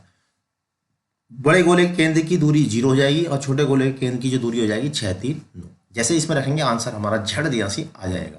देख लेते हैं इसका आंसर क्या है। देखिए कैलकुलेशन किए, इसका आंसर आ गया 1 सेंटीमीटर, यानी राइट आंसर आ गया इसका ए। राइट ऑप्शन क्या हो गया इसका? ए, इसका राइट आंसर आ गया। चलिए देखते हैं नेक्स्ट क्वेश्चन। देखिए क्वेश्चन नेक्स्ट स्क्रीन पे है, 7वां क्वेश्चन, बहुत ही आसान क्वेश्चन है। एक समान घनत्व का 12 सेंटीमीटर ऊंचाई वाला ठोस लांबिक वर्तुल शंकु, एक सिलेंडर है, सॉरी कोन है, जिसकी जो हाइट है वो कितनी दे रखी है? 12 सेंटीमीटर। अब ये जो है वो कैसा है? एक समान घनत्व, यानी कि ये ठोस है, ठीक है। तो गुरुत्व केंद्र की इसके आधार से दूरी कितनी होगी? गुरुत्व केंद्र के आधार से दूरी हम जानते हैं, ठोस शंकु का जो गुरुत्व केंद्र होता है वो नीचे 1 और 3 के अनुपात में होता है, यानी नीचे से होता है टोटल h/4 और जो शीर्ष से होता है वो 3h/4। अब चूंकि हमें नीचे से दूरी पूछी है तो h/4 का मतलब टोटल है 12, 12 क्यों 4 से गुणा कर दो 3 सेंटीमीटर। तो राइट आंसर इसका आ जाएगा बी। तो यहाँ पे हमने इसको दिखा भी दिया, यानी 3 सेंटीमीटर इसका आंसर आ गया। चलिए देखते हैं नेक्स्ट क्वेश्चन नंबर 8 आपकी स्क्रीन पे ये रहा। क्वेश्चन नंबर 8 का जल्दी से आंसर आप बताइए, कमेंट बॉक्स में लिख डालिए फटाफट जल्दी से। अगर आपका क्वेश्चन आंसर इसका आता है तो बहुत तेजी से इसके आंसर को लिख डालिए। पहले हम क्वेश्चन को पढ़ लेते हैं, डायरेक्ट इसका आंसर दे सकते हैं। गुरुत्व के अधीन लटकती हुई एक समान सर्वसम अभितान्य डोरी, अभितान्य का मतलब अगर उसको हम खींचें तो वो फ्लेक्सिबल ना हो, खींचे ना, दो बिंदु के बीच तनाव का अंतर होता है। तो इसका डायरेक्ट आंसर हम देंगे। तो उनका जो अनुपात होता है ऊंचाइयों के अंतर के बराबर होता है, यानी ए इसका राइट आंसर है। तो आपने भी दे दिया होगा इसका आंसर, राइट आंसर इसका ए। चलिए देखते हैं नेक्स्ट क्वेश्चन। क्वेश्चन नंबर आ गया है 9। तो अगर आपको फॉर्मूला याद है तो इसके आंसर आप दे सकते हैं। तो क्वेश्चन क्या, पहले देखिए, ये centre of gravity of circular arc of unit circle, यानी कि एक सर्किल है जिसकी जो रेडियस है वो यूनिट है। यूनिट बोले तो इसकी रेडियस जो है वो इकाई है, ठीक है, इसकी रेडियस यूनिट है, एक है। Arc unit circle subtend and angle 60 degree, और केंद्र पे जो है लेमिना है, ये जो है इस टाइप की जो है सर्कुलर आर्क, वो 60 डिग्री का एंगल बना रही है। डिस्टेंस फ्रॉम द सेंटर, तो गुरुत्व केंद्र की सेंटर से दूरी कितनी होगी। देखिए स्टार्टिंग में जो गुरुत्व केंद्र होगा वो इसके सेंटर पर होता है, लेकिन जैसे ही हम इतना एंगल इससे काट के डाला निकालेंगे तो इसका गुरुत्व केंद्र हट जाएगा। तो कहाँ पर होगा, देखिए इसका सीधा फॉर्मूला होता है गुरुत्व केंद्र का, जो भी एंगल दे रखा हो ए, और जो भी एंगल दे रखा हो उसका आधा, यानी कि अगर ये अल्फा है तो ये अल्फा/2 अपॉन अल्फा/2, ये फॉर्मूला। यहाँ पे अल्फा की जगह वैल्यू रख दीजिए, अल्फा जो यहाँ पर रेडियन में लिखना यानी पाई में लिखना, तो तुरंत इसके आंसर आपको मिल जाएगा। तो 16 का इसका आंसर आएगा ए इसका राइट आंसर है। तो देख लेते हैं इसके सॉल्यूशन को, देखिए ये फॉर्मूला लगाया, इसका राइट आंसर आ गया ए। देखते हैं नेक्स्ट क्वेश्चन। नेक्स्ट क्वेश्चन आपकी स्क्रीन पे ये रहा। क्वेश्चन को पढ़िए ध्यान से, देखिए और जल्दी से इसके आंसर को बताइए क्या इसका आंसर होगा। तो क्वेश्चन क्या पहले देख लेते हैं। एक समरूप धातु वृत्ताकार चकती जिसकी त्रिज्या 10 सेंटीमीटर है, केंद्र ओ है, यानी एक वृत्ताकार चकती है जिसकी त्रिज्या कितनी है 10 सेंटीमीटर, ठीक है, केंद्र ओ है और इसका जो सेंटर है वो क्या है, ओ है। रेड ले लेते हैं। केंद्र जो है इसका 5 सेंटीमीटर 2 सेंटीमीटर त्रिज्या के दो वृत्ताकार छेद किए जाते हैं। अब देखिए इसमें दो छेद कर दिए, और कहाँ से करें, वो व्यास पर रहने चाहिए, यानी कि एक छेद ऐसे कर दिया और दूसरा छेद यहाँ से कर दिया। अब दूसरे की जो त्रिज्या वो 5 है, यानी कि दूसरा पहला वाला जो होगा वो ऐसा होगा, ठीक है। तो यहाँ पे इस तरह से दो छेद किए गए हैं। अब क्या कहा, वृत्ताकार छिद्र केंद्र G1 तथा G2 है, यानी कि इसका जो केंद्र है जो छेद किया है उसका G1 है और जो दूसरे वाले का है वो G2 है, ठीक है। इस छिद्रित चकती का गुरुत्व केंद्र G है, यानी कि जो काटने के बाद इसका गुरुत्व केंद्र यहाँ पे होगा, लेकिन जब काट के अलग कर दिया तो उसका जो गुरुत्व केंद्र है वो क्या है, G है। तो OG इक्वल टू कितना होगा, यानी O के परितः हमें आहूण लेना है।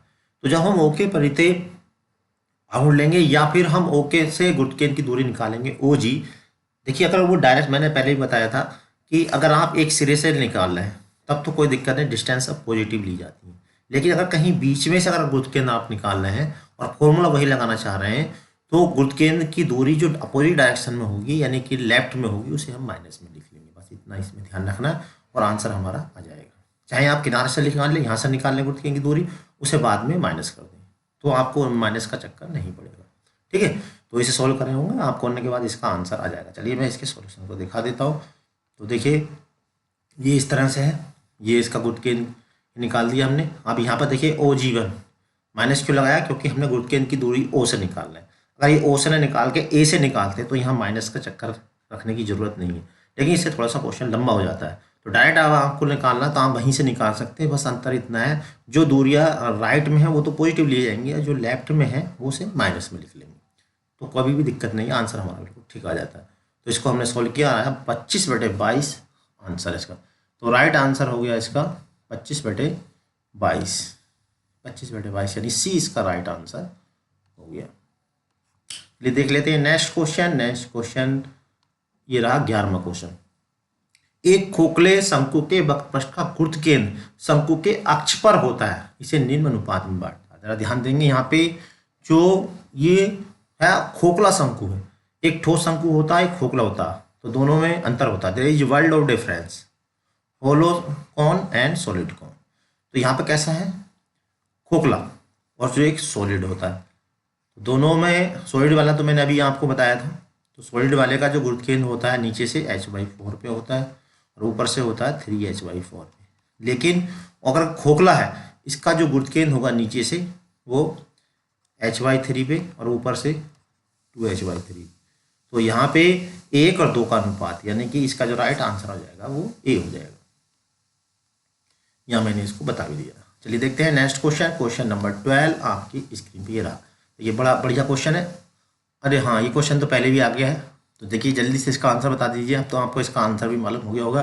त्रिज्या A का एक ठोस अर्धगोला, त्रिज्या A का एक ठोस अर्धगोला, ये है। इसे A ऊंचाई का एक बेलन रखा हुआ, इसके ऊपर क्या रखा हुआ, A ऊंचाई का एक बेलन रखा हुआ ऐसे करके, ठीक है। इसकी ऊंचाई भी A है, रेडियस भी इसकी क्या है, A है, और इसकी भी रेडियस क्या है, ए है। तो इस पूरे पिंड का गुरुत्व केंद्र का होगा, तो अभी हमने निकाला था, इससे कोई फर्क नहीं पड़ता, ये नीचे रखो चाहे ऊपर रखो, गुरुत्व केंद्र तो एक ही पॉइंट पे होगा। कहाँ आया था, इनसाइड द सिलेंडर, यानी कि बेलन के अंदर। इसका राइट आंसर आ जाएगा ए। ए बिल्कुल सही है। चलिए देखते हैं नेक्स्ट क्वेश्चन का नंबर 13। तो लीजिए 13 स्क्रीन पर आ गया। क्या है क्वेश्चन, पहले क्वेश्चन को रीडिंग करते हैं। एक ही, आपको अगर इसका आंसर आता जल्दी से फटाफट कमेंट बॉक्स में लिख दीजिए। एक ही आधार ए बी पर इसके विपरीत दिशा में 12 सेंटीमीटर और 6 सेंटीमीटर ऊंचाई के दो समद्विबाहु त्रिभुज बनाए गए।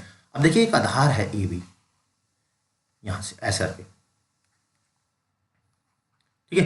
एक ही आधार ए बी पर दो समद्विबाहु त्रिभुज बना दिया, एक ऐसा ऊपर की ओर बना दिया, एक नीचे की ओर बना दिया। ऐसे जो ऊपर की ओर बनाया है वो उसकी जो हाइट है वो 12 सेंटीमीटर है, और जो नीचे की ओर बनाया है उसकी हाइट 6 सेंटीमीटर है, ठीक है।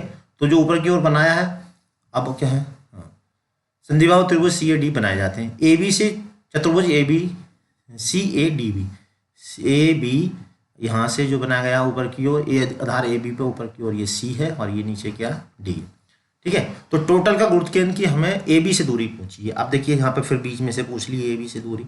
अगर हम डी से निकालेंगे तो कोई प्रॉब्लम नहीं, लेकिन अगर हम यहाँ से निकालते हैं ओ से बीच में, तो यहाँ पे नीचे वाले की जो डायरेक्शन है नीचे हो जाएगी, तो माइनस में लेनी पड़ेगी, यानी अपोजिट हो जाएगी। अब देखिए ये जो ऊपर बनने वाला त्रिभुज, इसका गुरुत्व केंद्र हम जानते हैं जो होता है गुरुत्व केंद्र, इसे मान लीजिए इसका गुरुत्व केंद्र यहाँ पे है G1, और जो ऊपर त्रिभुज है, ऊपर वाला त्रिभुज, उसका गुरुत्व केंद्र जो है वो G2। तो हम जानते हैं गुरुत्व केंद्र जो है आधार से 1/3 और शीर्ष से 2/3 दूरी पे होता है। तो अगर हम D से गुरुत्व केंद्र की दूरी निकालें पहले, तो D G1 जो हो जाएगा वो इसका 1/3 हो जाएगा, यानी शीर्ष से जो दूरी होगी वो 2/3 2/3 इंटू 6 ये दूरी होगी। देखिए DG1। अगर हमें यहाँ से निकालें DG2 कितनी होगी, 6 तो ये हो जाएगी, प्लस शीर्ष आधार से दूरी होती है 1/3 इंटू 12 हो जाएगी, ठीक है। ये आ गई दूरी टोटल। अब इनके भार कैसे निकलेंगे, क्योंकि ये समद्विबाहु त्रिभुज है, तो आधार गुणा ऊंचाई, तो आधार ए बी को ऐसे ही रहने दो, आधार ये ए बी हो जाएगा, ऊंचाई हो जाएगी 6। तो नीचे वाला जो G1 है, यानी इसका जो W1, इसे W1 कहेंगे, W1 कितना हो जाएगा, W1 हो जाएगा 1/2 आधार गुणा ऊंचाई, आधार है ए बी और ऊंचाई कितनी है इसकी 6, और इकाई भार मान लो W यानी W, ठीक है। और जो ऊपर वाला है उसका भार कितना हो जाएगा, W2 1/2 आधार है ए बी, हमने ए बी को ऐसे ही रहने दिया ए बी, क्योंकि ऊपर नीचे क्या होता है कॉमन लेके कट जाता है, और आधार हो गया, ऊंचाई हो जाएगी इसकी 6, और भार इकाई भार हो जाएगा W, ठीक है। देखिए दोनों के वेट मालूम हो गए, दोनों की दूरियां मालूम हुई, तो डी से गुरुत्व केंद्र की दूरी निकाल लेंगे। ओ से निकालने के लिए 6 माइनस कर देंगे, या आप डायरेक्ट ओ से निकालना चाहते हैं तो नीचे वाली दूरी को माइनस में लिख लीजिए, तब भी इसका आंसर आ जाएगा। तो इसका जो राइट आंसर आएगा वो आएगा डी। चलिए देखते हैं इसके आंसर को। देखिए हमने क्या है, इसको सॉल्व करने के बाद ये आंसर आ गया 2 सेंटीमीटर, डी इसका राइट आंसर हो गया। चलिए देखते हैं नेक्स्ट क्वेश्चन, क्वेश्चन नंबर 14। लीजिए ये आ गया क्वेश्चन नंबर 14। क्वेश्चन नंबर 14 क्या, पहले इसको देखते हैं जल्दी से। अगर आपको इसका आंसर आता है तो जल्दी से कमेंट बॉक्स में बता दीजिए। त्रिभुज ABC में जो कि सी समकोण है, एक समकोण ABC है ABC, जिसमें सी जो है समकोण है, ऐसे ABC, सी समकोण है। AB और AC की लंबाई क्रमशः 3 सेंटीमीटर है। AC, अच्छा, सी में AC की लंबाई कितनी है, 3 है, ये 4 है। पाइथागोरस प्रमेय से निकालेंगे तो ये हो जाएगी 5, ठीक है। समांतर बल P बराबर, आप देखिए इन पे जो शीर्षों पे जो बल लगे हुए हैं वो P लगे हुए हैं, यहाँ भी P लगा हुआ है, यहाँ भी P लगा हुआ है, और यहाँ भी P, और जो मिड पॉइंट है उस पर जो बल लगे हैं वो 2P लगे हुए हैं, यानी 2P, यहाँ भी 2P।